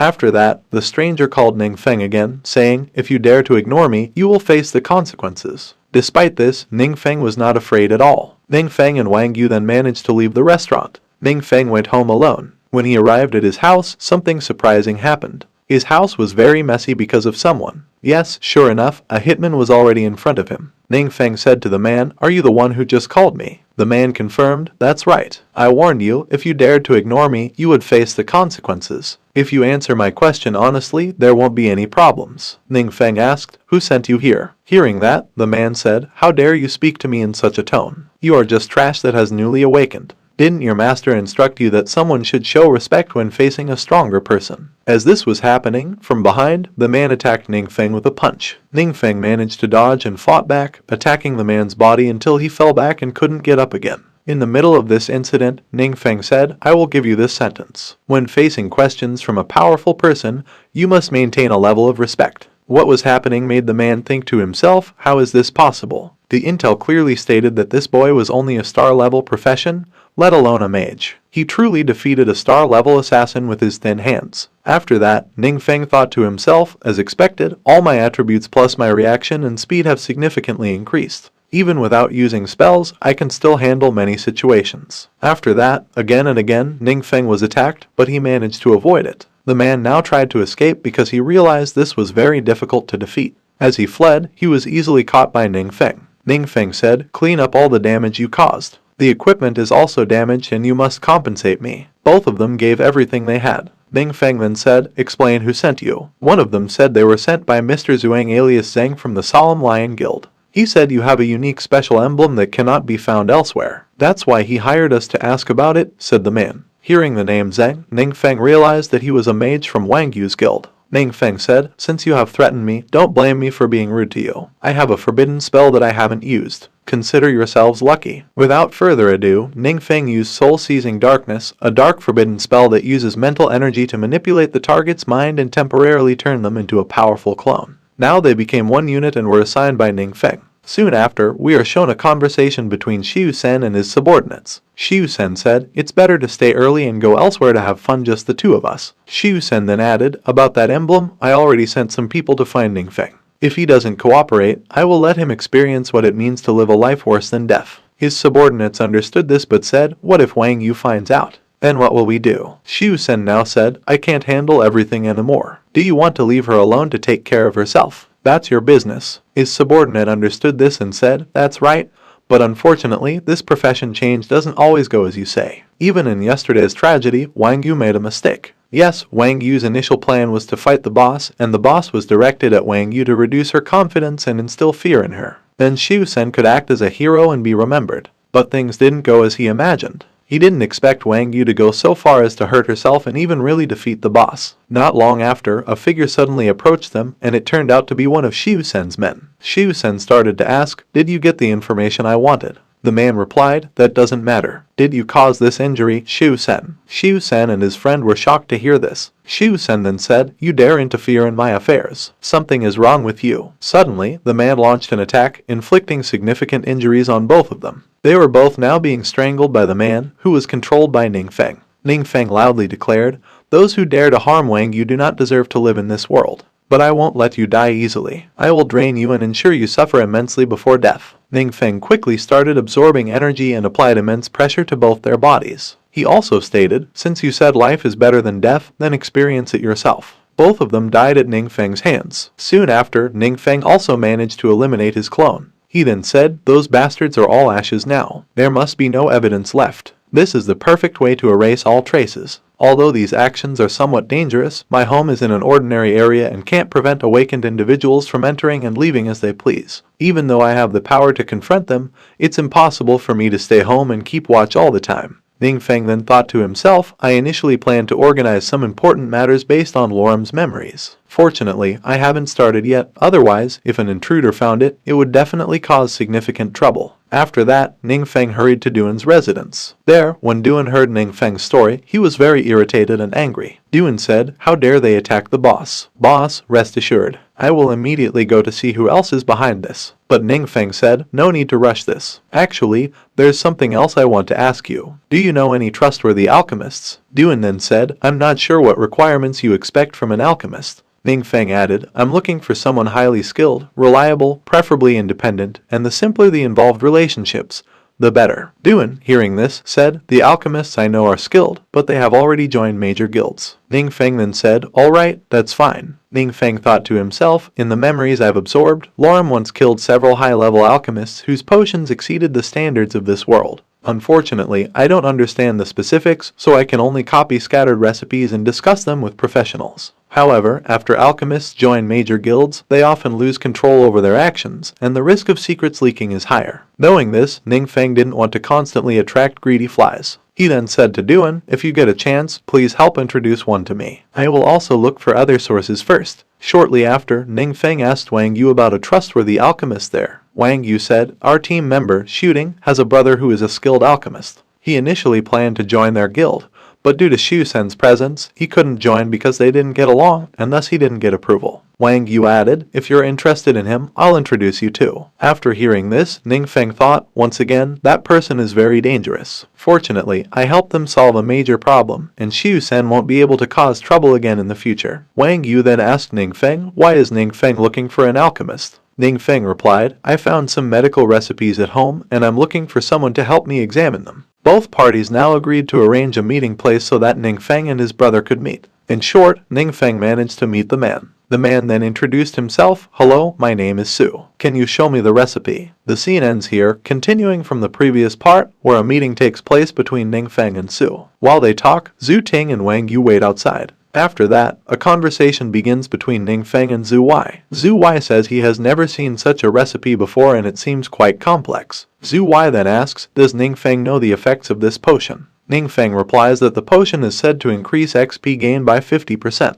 Hearing this, Zhu Wai looks surprised and says that the XP potions available on the market can only increase a maximum of 10% and are very expensive. If there's a potion that increases by 50%, wouldn't low-level professions be able to level up quickly? Zhu Wai asks. Ningfeng responds, maybe, I'm not entirely sure. That's why I came to ask for your advice. Zhu Wai then says, wait a moment, I'll go upstairs to conduct some experiments. While Zhu Wai is working, he calls Zhu Ting to attend to the guests. A conversation occurs between Ningfeng and Zhu Ting. They wait for results from Zhu Wai until they realize something strange is happening. They rush to see what is really going on with Su. As they approach, Zhu Ting realizes that what is in front of them is a slime her brother used for the experiment. Suddenly, an explosion occurs, startling everyone. Zhu Ting sees that her brother is able to use fire abilities. Her brother says, it really does increase XP by 50% and I am very happy about this. The two women are very surprised to hear this. Zhu Wai starts telling Ningfeng, brother Ning, after drinking a little of the prepared potion and testing it with the slime, the experience increase is indeed 50%.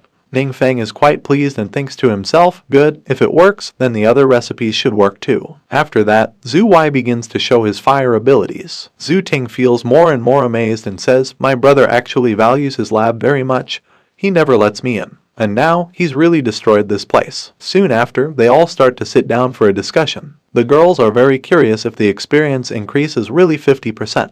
Ningfeng smiles hearing this. Zhu Wai starts to say to the others, you two, lower your voices and make sure to keep this a secret. Zhu Wai then asks Ningfeng, what will you do next? If you decide to sell it, you can definitely make infinite wealth. With dangers lurking everywhere, no one would refuse something that can boost their abilities. Ningfeng falls silent, finding it difficult to make a decision. He checks his phone to see the news. He sees Kai Wai informing that the school plans to organize level-up training in the secret rim of the neighboring city starting next Monday. Due to limited space, each class needs to use different time slots and areas. Ningfeng thinks, I plan to give this experience potion to our own people first and sell it after some time. Zhu Ting hears this and asks, boss, am I one of your own people? Ningfeng replies, that's right. Zhu Ting feels very happy and ready to serve Ningfeng. Ningfeng thinks to himself, anticipating high demand after this product is launched in the market, it will surely cause a sensation. If there are great benefits like this, many people will want to take advantage of it. It's better to cultivate the people around me first and strengthen myself. If anyone dares to have bad intentions, they better think twice. Ningfeng said to the others, by the way, doesn't your team have Zhu Jiangshu? Include him for this XP potion as well. Wang Yu was delighted to hear this. Zhu Ting then said, yesterday, Zhu Jiangshu was worried because he couldn't get into the same university as us. However, with Ningfeng's help, that will soon change. Ningfeng thought to himself, Zhu Jiangshu is quite capable, and he also has a good relationship with Yu Er. It might be worth considering using him. Zhu Wei said to Ningfeng, Brother Ning, do you have any other available recipes? Ningfeng replied that he had other recipes and gave them to Zhu. Zhu Wei began reading them and said, there are many materials listed here that I've never heard of. I recognize all the materials on these 2 pages, but at my current level, I still can't make them. Ningfeng thought to himself, indeed, this is a recipe from another world. Having a few usable ones is already considered lucky. Wang Yu then said, since we're discussing this, I have a suggestion. When the batch of XP potions is ready, let's invite Zhu Jiangshu and level up together. They both agreed to this, and Ningfeng would also join. Wang Yu assured Ningfeng, don't worry, Ningfeng. The city has just announced that guilds can organize teams to level up, so you can join us. They all prepared their plans as best as they could. In the midst of everything happening, Ningfeng was in a slightly ambiguous state of mind. The next day, Monday, Ningfeng started preparing everything to carry out the mission as ordered by Kai Wai. While Ningfeng was waiting for his team, the students on the bus said, is that Ningfeng from our class? Yeah, what he's doing there is really pathetic. We don't even consider him as our reference. With his low level, who will protect whom in the secret realm later? Shortly after that,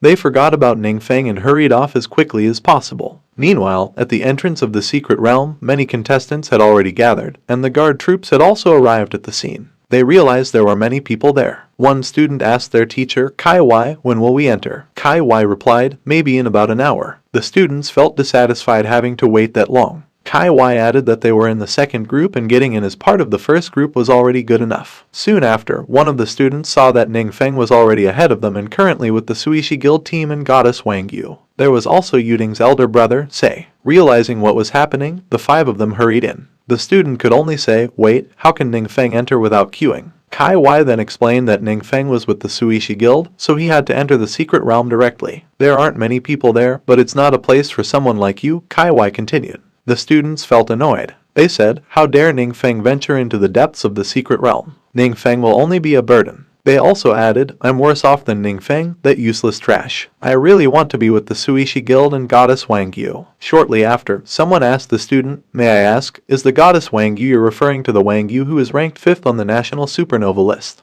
The student replied, absolutely. After that, the one who asked stepped forward, leaving them all behind. One of the leaders said, great, it seems we've chosen the right place. Let's go in. The 3 of them then began to walk without any hindrance. The student earlier said, who are they? Acting so arrogant and haughty. A woman then explained, don't you know who they are? Those 3, like Wang Yu, are all on the national supernova list. The one named Chang Muku is ranked 4th on the supernova list. That muscle man, Lai Qi, is ranked 3rd, and the last one, named Gu Yunju, is ranked 1st. In the depths of the secret rim, Zhu Jiangshu said, oh, is this the experience-enhancing potion? Zhu Ting said, lower your voice. Aren't you afraid others will hear you? Zhu Jiangshu replied, okay, sorry, I got too excited. Isn't this very expensive? Zhu Ting explained, actually, not really, the materials used aren't too rare and the process isn't too complex. However, this potion can become very valuable if someone can increase their abilities with minimal cost. Han added, this is a golden opportunity. I believe Ningfeng has a few friends, and this makes me quite happy. He used to be filled with failures,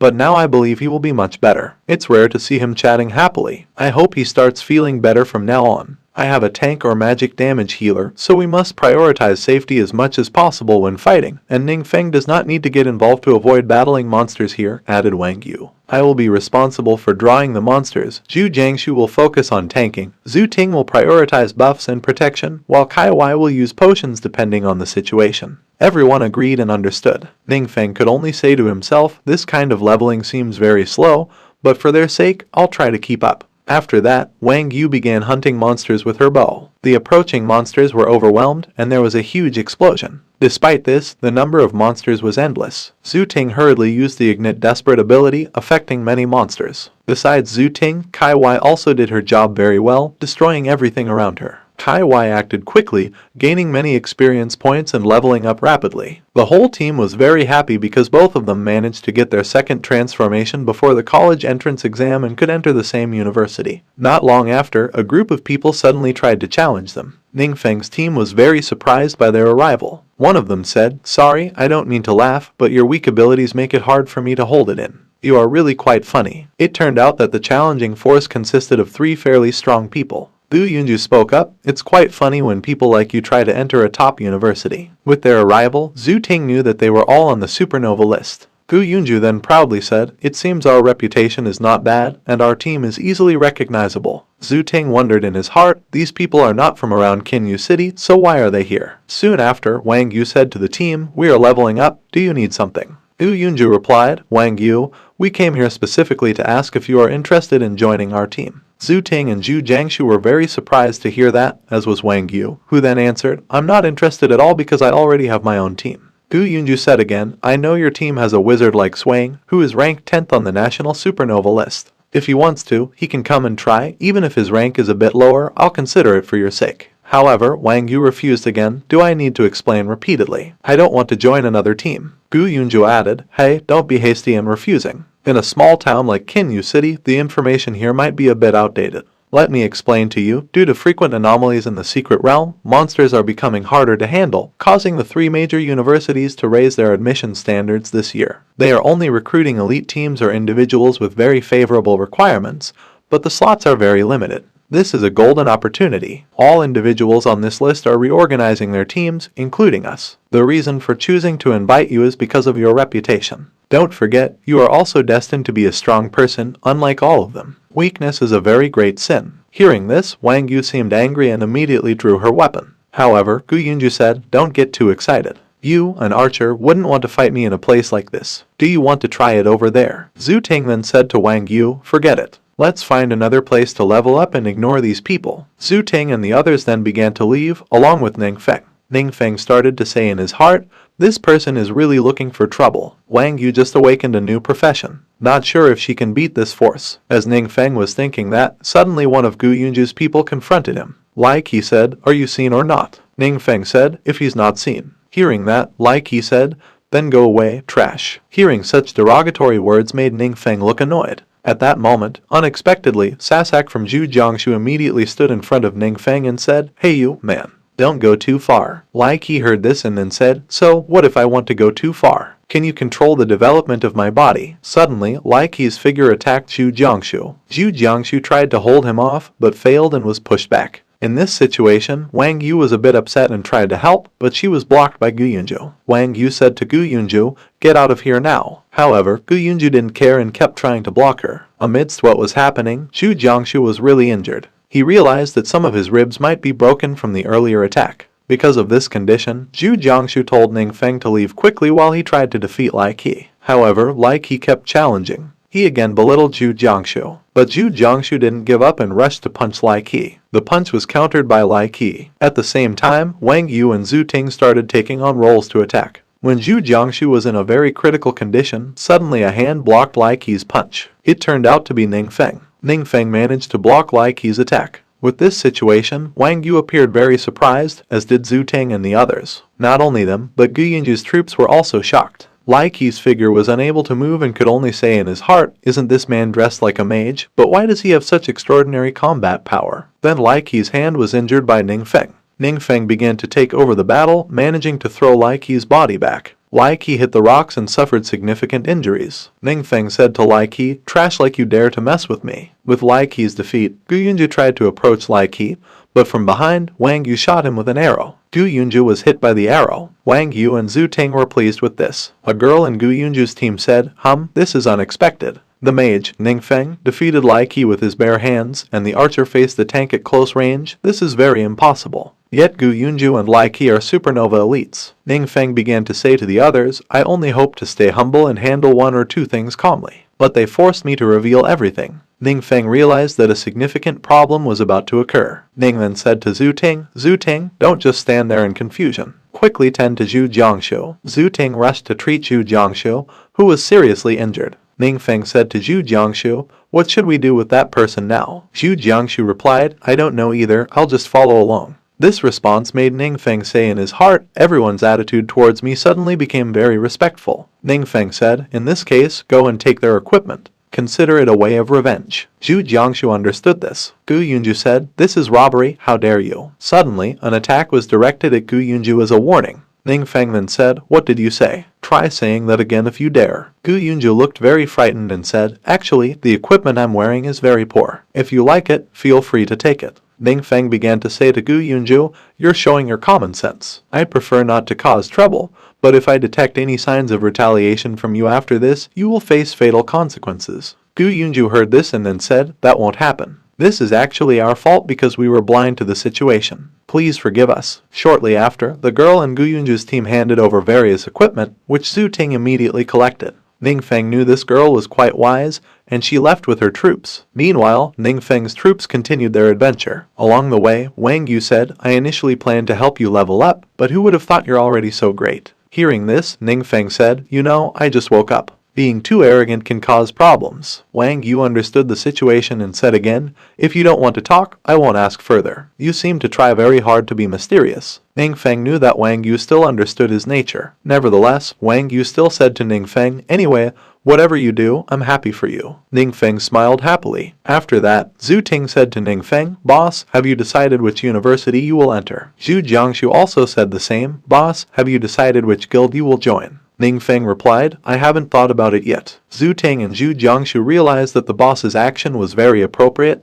and not in a hurry to make decisions. Zhu Jiangshu even said, "If I were like the boss, it would be amazing, and I wouldn't worry about college entrance exams anymore." Behind them, Zhu Wei was exhausted because they were all walking so fast. In his heart, Ning Feng said, "Universities and guilds are places where rules and regulations are very strict, and there is always a risk of accidental disclosure of secrets. For me, it seems unnecessary to join." Then Ning Feng said to the others, "Hey guys, I think we can go further ahead to level up faster. You can catch more monsters at any time, and I'll handle the stronger ones. You just need to clean up the rest." Zhu Wei was very happy because the boss was truly leading the situation. Ning Feng repeatedly said in his heart, "Although I can't use forbidden spells at the moment, with the increased attributes and passive abilities, I can utilize the well-equipped spells with my equipment." Some time later, Ning Feng returned to his residence. There, he was greeted by Duan. In his heart, Ning Feng said, "After days of hard work, I only managed to level up once. If it weren't for the XP potion, my progress would have been slower. I became so accustomed to using forbidden spells to level up and defeat high-level monsters that I almost forgot this is the standard leveling speed.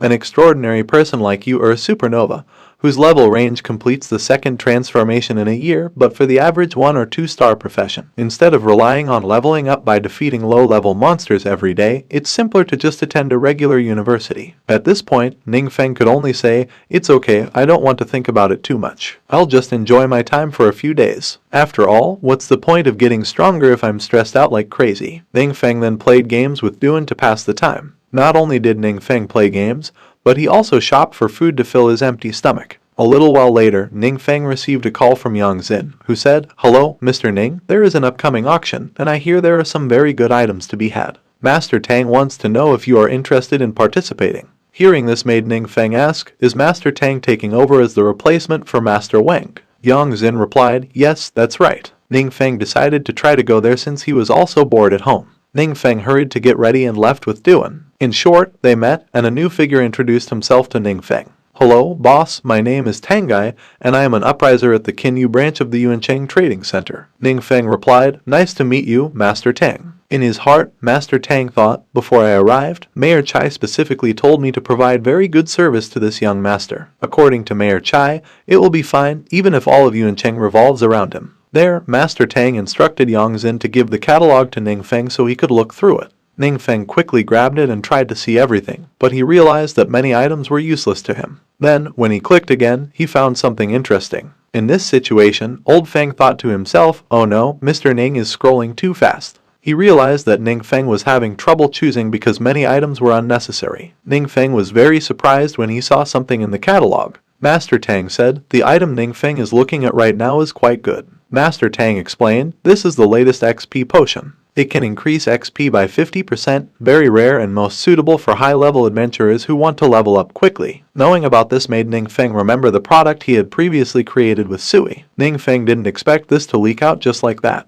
Duan also seemed surprised by this. What will happen next? Ningfeng's shock made Master Tang a little worried. Ningfeng then asked Master Tang, "Where did you get this item?" Tang replied, "This item was entrusted by Azur Sagwal to the trading center for auction." Tang said, "Mr. Ning, is there something wrong?" Hearing about Azur Sagwal made Ningfeng realize that it is among the top 7 elite guilds in the country known for its incredible strength. Ningfeng thought to himself, did Sui sell the recipe to them secretly, or did they do something to Sui to threaten him? Ningfeng then asked Tang again, "Did they ever say where this potion came from?" Tang replied, "I heard they found a new type of secret realm called the Court of the Gods that can only be explored by one person. It seems that the secret realm is divided into several floors. After completing each trial floor, you can get corresponding rewards. The recipe is one of the rewards obtained by their member through the trial." Duan realized that this was the first time he had heard about the secret world. Could this be another manifestation of the secret realm anomaly? However, according to official regulations, all secret realms undergoing exploration must be registered, and basic information can be found on certain websites. After hearing where the product came from, Ningfeng felt quite relieved because Sui did not encounter any problems. Ningfeng thought to himself, the Trial of the Gods sounds like a great place. Then, Ningfeng received a notification from the system saying, "Mission available, the Trial of the Gods. Pass the secret rim trial and harness its power for yourself. The time limit is 30 days, and the penalty for failure is the host's destruction." Ningfeng realized this was the first time the system issued a mission. It seems that the Trial of the Gods is indeed something interesting. Ning then said to Master Tang, "Master Tang, it seems I won't be attending this auction because I don't find anything interesting for me. Of course, I appreciate all your efforts." Master Tang replied, "No problem at all. If Mr. Ning needs anything in the future, don't hesitate to come to me anytime." In his heart, Tang thought, these XP potion bottles are considered top items in the auction, and many guilds are eyeing them, but I didn't expect Mr. Ning not to be interested at all. Then Duan said to Ningfeng, "Boss, you stay and chat. I'll go gather some information about this secret world." However, Ning said he would go with Duan as well. They both started to dig for information about it.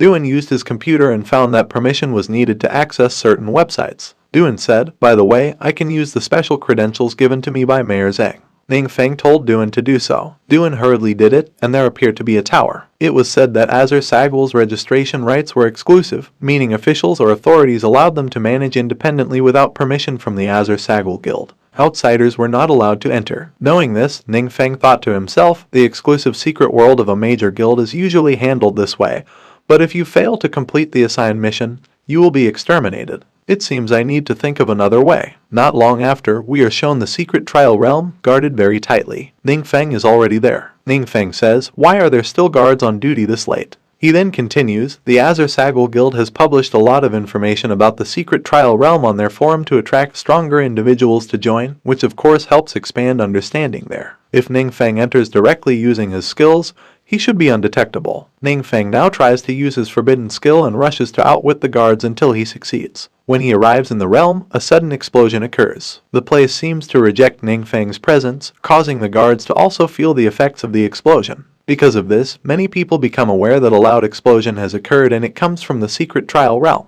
They immediately report to the guild leader. In this situation, we see Ningfeng very exhausted. He collapses right away, confused about what just happened. As he approaches the entrance to the secret realm, a strong energy surges out, destroying his protective shield. Ningfeng recalls this as it is the first time he has experienced such a thing. Then, Ningfeng receives a notification from the system indicating that there is an important warning, the system is malfunctioning. The damage increases over time. Ningfeng says, "Even this system is damaged. What kind of skill attacked me before?" The important warning spreads further, and the total damage has now reached a significant level. This is very rare. Moments later, healers arrive at the secret realm to heal the injured guards. One healer tells their president, they are just stunned. Their bodies are not seriously injured. A guard then says to the president, "We apologize for troubling you." The president asks, "What just happened?" It is important to note that he is the leader or president of the Azurab Guild named Master Hai. The guard answers, "I don't know either. Suddenly, there was an explosion at the entrance of the secret rim trial, and I just fainted." Master Hai, upon hearing this, says, "Such a situation has never happened before. Could something unexpected be happening inside the secret rim?" Then, one of the women says, "President, let's use the technique to find out what really happened." they start to activate a magic spell to create an effect known as time reversal. With this ability, Master Hai thinks, fortunately, this secret rim trial comes with a special formation. It not only records images inside and around it but also allows reviewing the events that occurred. Shortly after, they witness the tension that happened before. A very frightening figure of Lord Demon enters their place. A hero of good tries to fight Blood Evil and battle Lord Demon, causing Blood Evil to receive an unexpected attack. Everyone who knows about the evil god is shocked and amazed. The guardian god of the secret realm realizes that the evil god has left. In the time reversal, the god says, I must immediately find his whereabouts. I can't let him destroy the world further. The human forces are very shocked to hear the threat of world destruction. Now the issue of the evil god is being discussed in the leaders' forum. According to the image recordings from the Azurab Guild, this is the first time they have confirmed the actual existence of the evil god. President Liu Yingzhen of the Wu Guild says, the identity of the evil god is unknown. Judging from the spell they cast, it is enough to reach the level of a legendary forbidden spell. Another guild president, Yu Linghua, says, the key issue is magic. Even forbidden spells can't completely destroy the evil god. This is not good news. Someone else says, if the evil god plans to destroy the world, we have no choice but to stop him. This person is the president of the Wangsu Guild, Luo Yuaning. The president of the Illuminati Guild, Wang Bo, says, since passing the trial can guide us to receive blessings and recognition from the gods, could there be a method to defeat the evil god among them? That comment is supported by the president of the Blazing Guild, Zhang Yanquan, who says, maybe it's worth a try. We can do it. Master Hai thinks to himself, they want to take advantage of this opportunity to get me to cooperate with them. Master Hai then says, I won't oppose anyone who wants to participate in the trial, but I warn everyone that the monsters inside the trial are very strong. We can't pass it even with the blessings and recognition from the gods. Shortly after, one of the leaders asks Old Feng, what do you think? Old Feng answers, my thoughts are quite different from yours, but I agree with your opinions, because I think you are quite capable. The leader then says, Old Feng, don't be angry. You were only called back because something big happened. Besides protecting us from mutants, what else could be considered a major issue? Old Feng, the former leader of Lanado, said, my student reported an anomaly in Kinyu City. You ignored it, but you also sent an investigation team. What happened in the end? Did you conduct an investigation or not? It would have caused a major disaster if it weren't for the mysterious expert in Kinyu City who protected us. You would have endangered innocent people. The senior official replied, Old Feng, calm down. Your head is getting overheated with anger. A woman there thought to herself, I heard that Senior Feng has applied for retirement because the cost of using dark power is becoming more serious. I didn't expect to see him here again. The senior official continued, Old Feng, can I ask your student to show this recording to the mysterious expert in Kinyu City? With the expert's power, they might know something. Old Feng said, thinking about my student at a time like this, you all are truly shameless. The senior official responded, I have 2 boxes of fine wine and will send them to you later. The commendation for their military achievements will also be approved soon. Old Feng began to calm down and his head was no longer overheated. He said, all right then. Some time later, Ning Feng was seen relaxing and looking at the system. It was stated that there were currently no issues and it was just a minor problem. The mission was still ongoing and the deadline remained. The penalty for failure was the deletion of the host. Ning Feng thought to himself, the system says it's a minor problem. It seems the system doesn't care at all. But last night was quite scary. Did I make a mistake somewhere? When Ning Feng came out of his room, he was surprised to see a guest in front of him. The guest was Old Feng, who wanted to meet with the mysterious expert. Based on news from Duan, Ning Feng had a relationship with the mysterious expert and knew them well. Ning Feng realized that this person was the former leader of Lone Shadow and now held the position of director at the Adventurer Management Bureau, Mr. Old Feng. The person next to him was Mr. Feng's student and the current leader of Lanado in this province, Miss Zuilan. They seemed to want to seek help from the mysterious expert. Ning Feng said to Old Feng, are you the Red Flame Reaper? Old Feng replied, just a minor reputation, nothing to boast about. Ning Feng thought to himself, this old man has countless achievements, participated in the development of many large-scale mysteries, and thwarted many evil adventurer organizations. Almost all members of Lone Shadow kept their identities secret, but Mr. Feng was an exception because his presence served as a great deterrent in the eyes of the young. Mr. Feng ranks in the top 3 idols. Old Feng said, this is our first meeting, and I haven't prepared anything. Here is a small gift for you. I heard you will be taking the college entrance exam. Here are 1,000,000 crystal coins and a bottle of high-level experience potion. Pai has authorized us to bring it to you. I wish you the best in your studies. Hearing about 1,000,000 crystal coins made Ning Feng very surprised because the amount was impressive. Ning Feng then asked Old Feng, can you tell me the reason for your visit? Old Feng replied, I want to ask the mysterious expert's opinion about a video clip, and now is the right time. We will watch it together. In the video, Ningfeng clearly saw the figure of the evil god entering the forbidden area. Ningfeng realized that it was himself. He thought to himself, no, I am just an ordinary high school student, a good boy with 5 virtues. Why am I now becoming the figure of the evil god? The system confirmed that this was no issue and just a minor problem. Ningfeng felt annoyed with the system's actions. He tried to remain calm and not panic, thinking, no one knows that I am the evil god yet. I can't reveal myself. Ningfeng said to Old Feng, I understand all this and will immediately send this video to my mysterious expert partner. I will keep you updated on any developments. Old Feng said, thank you for your help. We will return and patiently await good news. If you need any assistance later, just contact Zuilan. Zuilan gave her identity and business card. Ningfeng thought to himself, I just remembered, she is the older sister responsible for the reception on the day I changed professions. No wonder I got discovered like this. During the journey, a conversation took place between Zuilan and Old Feng. Old Feng mentioned that Ningfeng indeed seemed as everyone had described, humble, polite, and calm. His official stance was that no expense should be spared to persuade him to join their team. Upon hearing this, Zuilan asked, Sir, do you think that despite all this, Ningfeng and the mysterious expert are the same person? Old Feng replied, it doesn't matter. Since Ningfeng wants us to see him as a student, then he is a student. Giving millions of crystal coins to a student, regardless of whether they care or not, would certainly not be considered inappropriate in terms of etiquette.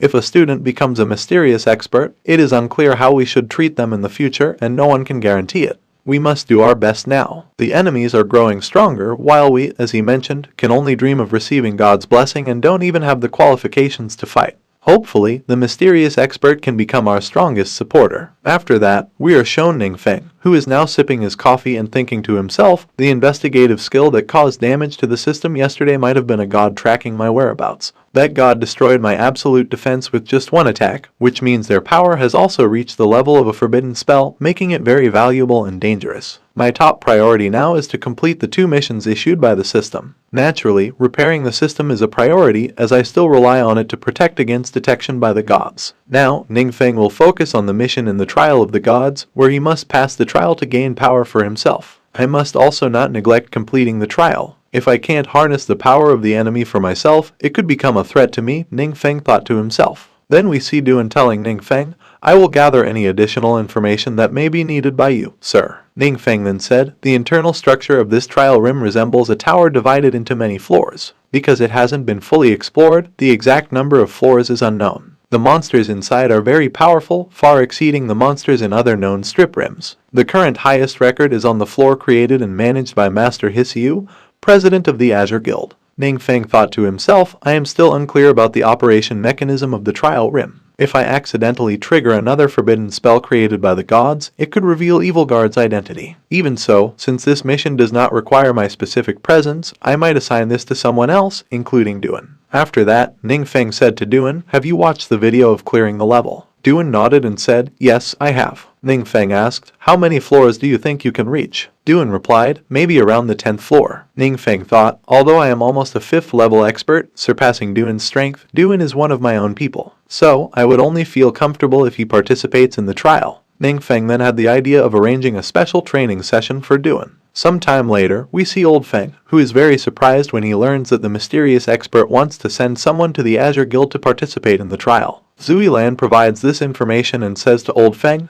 this is Duan's answer, and he also requests the use of our training room, stating that he intends to undergo an intensive training period. Old Feng says to Zuilan, I remember Duan has not yet reached the 5th transformation. Won't that be difficult for him? Zuilan confirms this, but Old Feng realizes that things are becoming very interesting. Yesterday, the presidents of the 7 major guilds all went to challenge the Rim trial, and something happened to them. Even Liu Yingzhen, that old fox, did not succeed. Zuilan is surprised to hear this and can only say, President Liu is the strongest in his country, and even he couldn't reach the top. Old Feng affirms, that's very true, and that's why I'm very interested in the results of Duan's trial. I'm curious to see how far someone personally guided by the mysterious expert can go. With that enthusiasm, Old Feng reignites his passion, making Zuilan realize that this is the price borne by a master who continuously burns his life. Zuilan now doesn't know if there will be a way to lighten his burden. Some time later, they both meet with Duan and Ningfeng there. The people around them realize the presence of 2 powerful individuals, something the city has never seen before. Then, one of the women says, I heard that President Liu of the Wu Guild also wanted to come but was stopped by Senior Feng.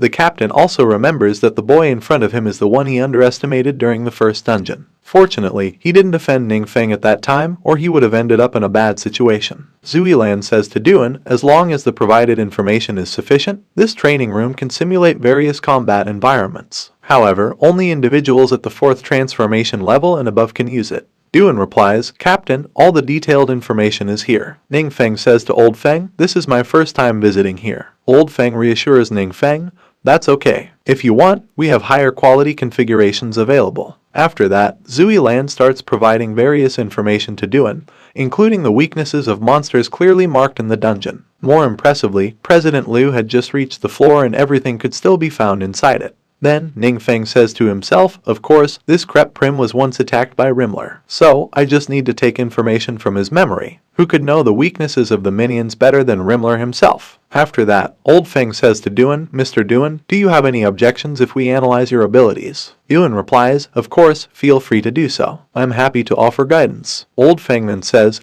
you don't need to be so modest. By the way, there's something we really want to know. Did the mysterious expert ever mention whether Evil Guard will truly destroy the world? Zuilan is shocked by Old Feng's statement. Duan starts to fall silent, seemingly finding it difficult to answer such a question. Duan recalls that he previously asked his boss, Ningfeng, whether Evil Guard would truly destroy the world. At that time, Ningfeng found it difficult to answer because he didn't want to reveal his identity to anyone. Even though Duan was one of his own, he couldn't say it lightly. Ningfeng then told Duan something, and now Duan tells it to Old Feng. Duan says, I previously asked the same question to my boss, and he answered with only 8 words. Old Feng and Zuilan are very curious about what the mysterious expert said through Ningfeng. Duan then affirms, my boss casually said that as long as he is here, it will never happen. Hearing this, Old Feng firmly dismisses it. That's the natural disposition of the mysterious expert. Zuilan also says the same. What kind of boss is he that he doesn't take Evil Guard seriously? Then Old Feng says to Duan, Mr. Duan, the Rim trial script is yours, so do your best. Duan then begins to explore the place, witnessed by Ningfeng and the others. Unexpectedly, Duan is thrown around and finds it difficult to defeat the monsters in the dungeon because they are so terrifying. At this moment, even though Duan has fallen, he does not give up. Now, a large number of monsters immediately attack him. Duan tries to anticipate with a protection technique. He manages to eliminate the monsters trying to attack him. Then, when Duan looks exhausted, Ningfeng says, Duan, do you want to come out and rest? Duan hears this and says, it's okay, I'll rest for a bit and then try a few more times. Duan then says to himself, this is an opportunity given by my boss. I can't disappoint him. Zuilan then says, these monsters have undergone transformation, you can pass the test. Then the old man said to himself, according to Zuilan, Ningfeng woke up at a very young age, but it only took him a few days to complete his first transformation. If he could achieve this, perhaps there is a miracle waiting to happen for Duan. Maybe his boss could break through the existing combat system. Could Duan unleash greater power? If so, it could be compared to a blessing from the gods. After that, it was Ningfeng's turn to speak to himself. I have underestimated this situation. I thought just knowing the monster's weakness would give me a chance to pass the test, but I forgot that humans have their limits, as do their equipment and skills. Even if I know the monster's weakness, if I can't touch it, everything is in vain. Now Ningfeng felt very worried. He could only say, if Duan can't pass the test, then I will ultimately have to complete it myself. At this moment, with limited combat experience, my only reliance is on a forbidden spell that poses significant risks if used. Then Ningfeng said, Senior Feng, Captain Su, I need to go now. School will resume next week, and I must prepare. Senior Feng, who heard this, said, of course, if you need help, let me know. Then Ningfeng started to move. He realized that he had to level up as much as possible before school started again. It would be better to obtain some strong skills or equipment to assist Duan later. Here, Ningfeng also realized that the best way to leave without being watched was with the flying scroll he had. Fortunately, he managed to obtain this and would make the best use of it. Ningfeng's figure started to move quickly, and he managed to arrive at a place. Ningfeng stood up right there. He saw a place he had to visit. This was one of the 2 wheel secret rims mentioned by Duan and was not currently under authority control, so he could do as he pleased there. However, despite this, Ningfeng saw signs of battle around. Ningfeng then rushed inside to see what was really in that place. Now, inside the place, we are shown the mutant human forces being slaughtered by the Demon Lord's troops. The demon minions said, Boss, did you just see that light? The boss now said, it looks like it was a flying scroll performed by someone. Could there be someone else trying to wipe us out again and end up dead? Now the demon troops were really excited. They said, these people are really asking for their deaths. All seem very confident. The boss now said, let them come. The more there are, the greater the offering will be to our honorable demon lord. Thanks to them, our demon lord has gathered enough power. Today will be the day of our honorable demon lord's arrival. The demon troops were really enthusiastic about it because the day they had been waiting for would finally arrive. Now we are shown one of the mutants who had perished. Fortunately, within the mutant's body was a reminder system that informed his comrades. Now, the comrade realized that the demon lord would soon arrive, stemming from the Rim script invasion. He told the captain, "Captain, the mutants say that the Rim script on the mountain will face a Rim script invasion today." The captain was very surprised to hear that. Another member now said, "The Rim script invasion will affect the nearest city first. That means our city, Changeling, is in danger." They were now confused about what to do. The captain began to inform that the entire 4th troop had been annihilated. Even if we go there, we won't be able to stop the Rim script invasion. In his heart, the captain also said the monsters in the Rim script are very tough, and the city's magic barrier can't stop them at all. Maybe we can't hold them all off. Then the captain asserted to the others, "All of you, go back immediately and inform the authorities to evacuate people as soon as possible. Evacuate as many as you can."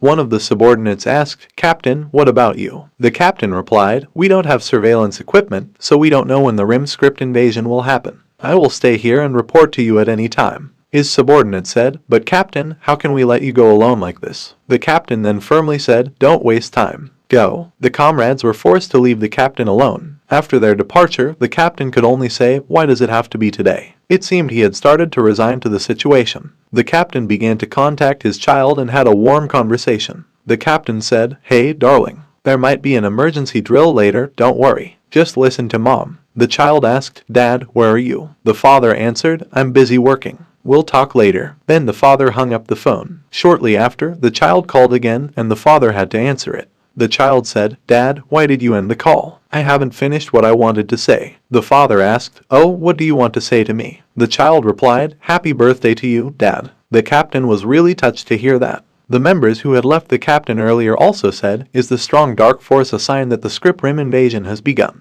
They all seemed very sad for abandoning their captain, but there was nothing they could do. The captain was truly in tears, showing his deep sorrow. Then we are shown the entrance to Script Rim, where the demon army is very proud because they are about to reach incredible power. They all believe the great demon El will bestow many blessings upon them. Next, we see Ning Feng, who has successfully entered the Script Rim realm. There, he obtained a book and activated his skill, the Extreme Frost Forbidden spell, which unleashed endless ice catastrophes. A cruel cold swept across the world. Ning Feng managed to conquer the monsters there with his abilities. Ning Feng also said, "The experience points from the monsters here are quite substantial. I leveled up and learned some new skills." Ning Feng quickly learned something interesting that he would soon complete. We are then shown the demon army awaiting the arrival of the demon lord. They all eagerly welcomed the demon lord's arrival. Shortly after, something surprising happened as Ning Feng appeared there in a silly manner. Ning Feng seemed unaware of what was happening. Ning Feng's arrival shocked the army as well as Ning Feng himself. One of the army leaders asked, "Where is the demon lord?" Unbeknownst to them, the demon lord had been frozen by Ning Feng.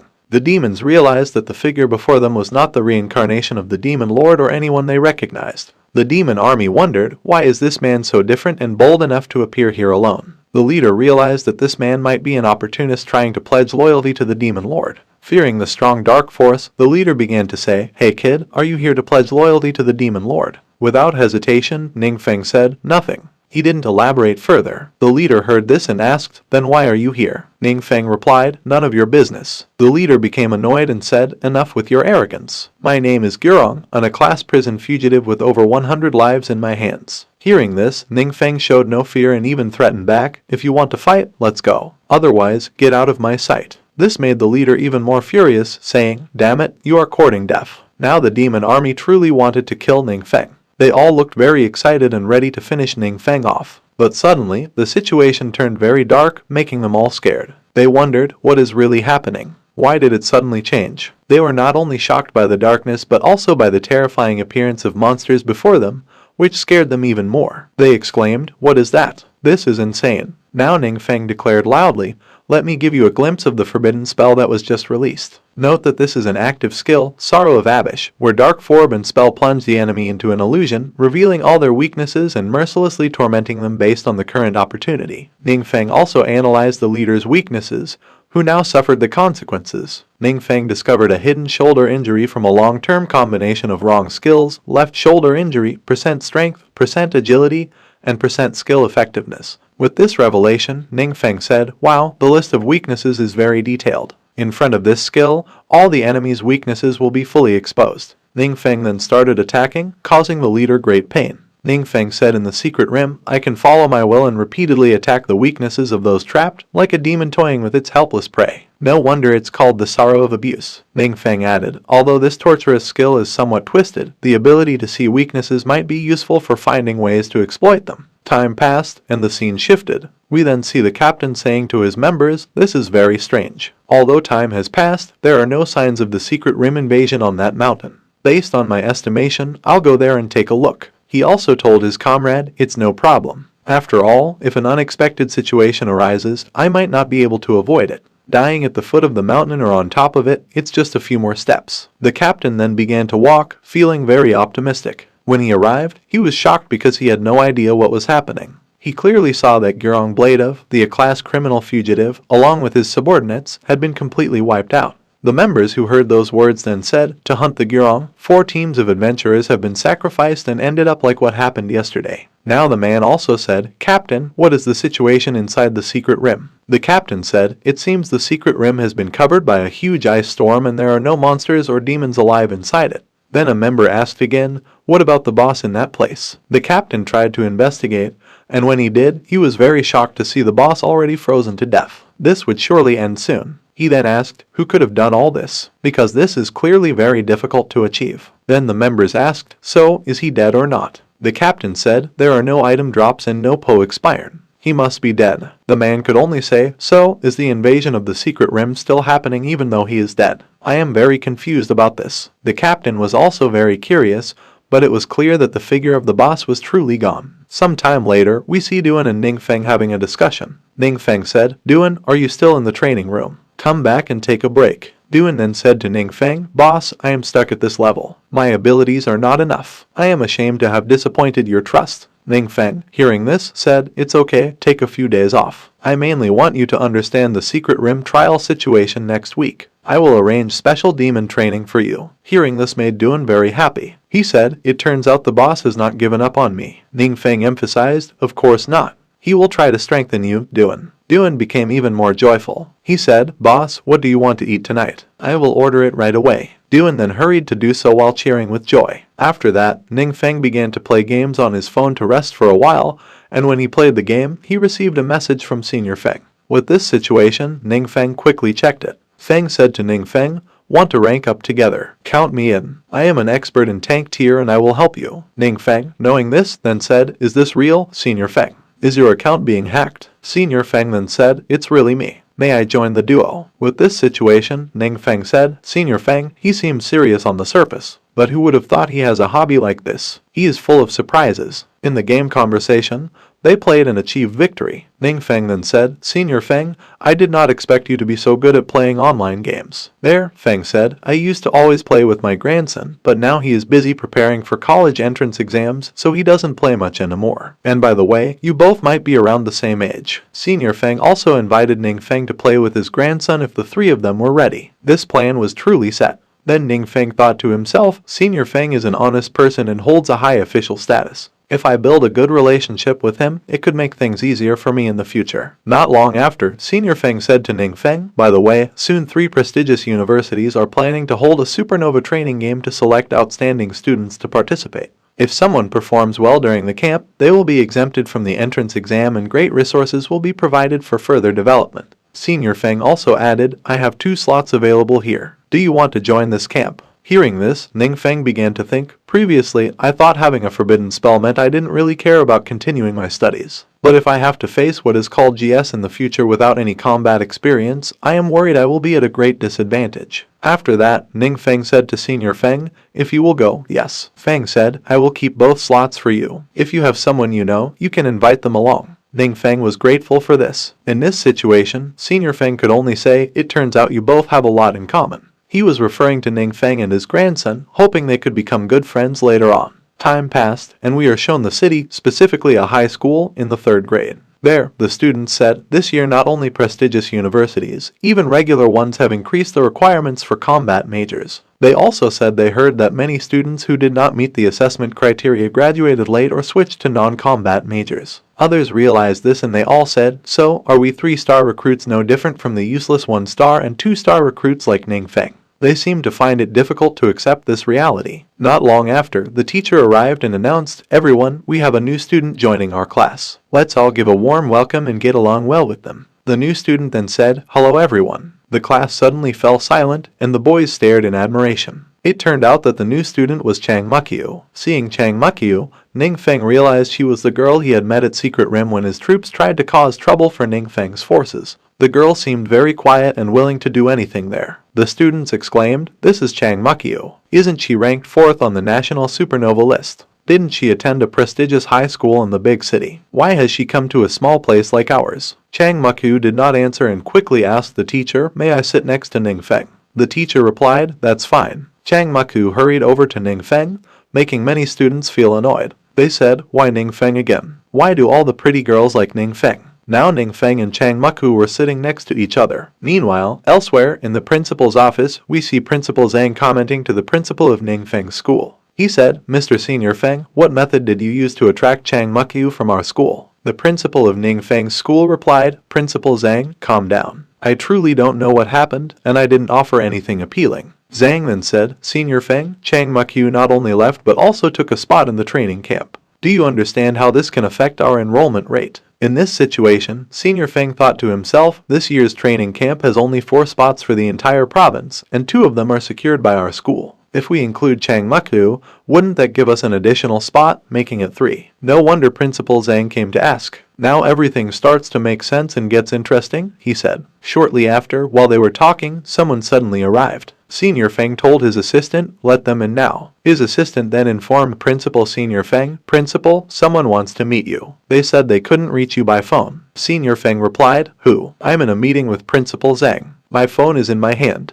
To their surprise, Senior Feng from the Adventurer Management Bureau appeared. Feng then met with both of them. Feng said to Principal Senior Feng, hello, I'm Feng. Senior Feng thought to himself, he is a very impressive person, usually seen only on TV, and now I'm meeting him. Feng also brought his grandson, Senior Feng, who seemed to be enrolling in the school. Senior Feng also greeted the principal. Senior Feng then said, Mr. Feng, how can I help you with all this? Feng replied, there are 2 main things I want to discuss. First, my grandson intends to transfer to your school to study. Hearing this, Senior Feng and Zhang were shocked. They realized that Senior Feng was ranked on the national supernova list and his profession was a dark knight. Based on news at the time, Senior Feng worried about losing control over his dark power, so he restrained his full strength. Otherwise, he might easily enter the top 5. With this happening, Zhang started to wonder why did Feng's grandson choose an obscure school. Moreover, everyone on the national supernova list gets a place in the training camp, so doesn't that mean Principal Senior Feng's school suddenly got another additional spot?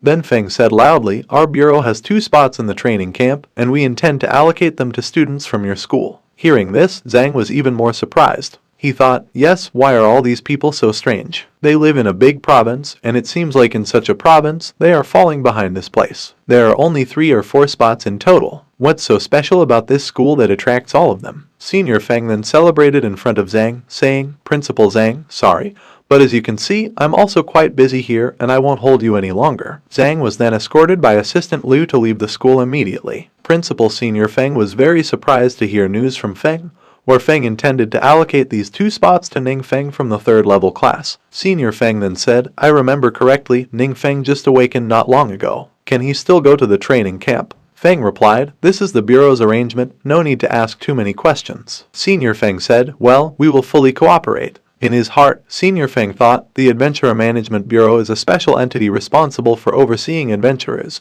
operating independently with great authority and influence of Mr. Feng. Those who receive support have unlimited opportunities in the future. How did Ning Feng get involved in this? Then we returned to the 3rd level class. There, Ning Feng was sitting relaxed. He also seemed unhappy because his 3 friends were also in his class. Ningfeng then said, "How did you three end up transferring to my class?" A friend replied, "I wanted to be closer to the boss. I heard the school contacted Zone, but he decided to graduate, so the spot came to me, and you as the boss then gave another spot to Dasu. So everyone representing the school in this year's training camp is here." Not only that, but at this moment, a dispute also seemed to arise between Wang Yu and Chang Mukyu. Soon, a friend said, "So this is Feng. I've heard about you before." Feng replied, "Not slowly, please take care of me and everyone in the future." Wang Yu thought to herself, "It turns out I'm not the only one affected." Ningfeng said, "I worked twice as hard to earn the boss's respect." Now Chang Mukyu also said, "By the way, I've also prepared a special gift for the boss. I will look for an opportunity to give it to him." Right now, everyone is really surrounding Ningfeng.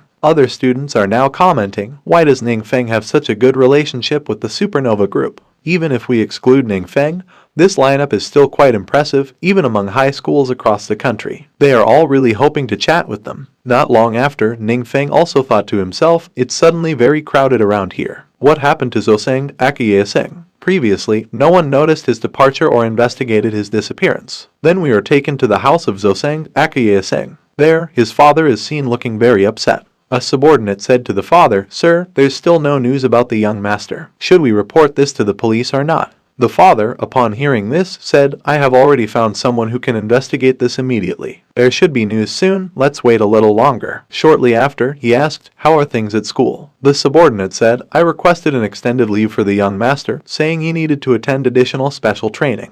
The headmaster felt very embarrassed to hand over his spot at the training camp, but he didn't ask many questions. The father then wanted to say, "Good. I will go check Zoseng's room. Do not disturb me for unimportant matters." The subordinate understood these words. As the father stepped into Zoseng's room, he managed to enter easily. There, the father saw many photos of his son displayed on the wall. Then, he placed his palm on one of the photos, and suddenly the door automatically opened. The father seemed to be about to do something very serious. He hurried inside, and the place looked quite eerie. Meanwhile, elsewhere, Ningfeng showed something. Ningfeng said, "This skill book is a drop I got some time ago. Look, is it useful for you?" "Yes, it will be given to Ningfeng. It's a summon water elemental." Ningfeng now asked, "Is that a summon spell?" Ningfeng knew that summoner was a very rare profession, so it was difficult to get this type of skill book, and it was certainly very valuable. Shortly after, Chang Qiu did not want to be outdone. He said, "Boss, I also have a gift for you." Chang Qiu gave a book called Blade of Enchantment, a battle magi skill. This made Ningfeng very surprised because battle magi was also a very rare profession,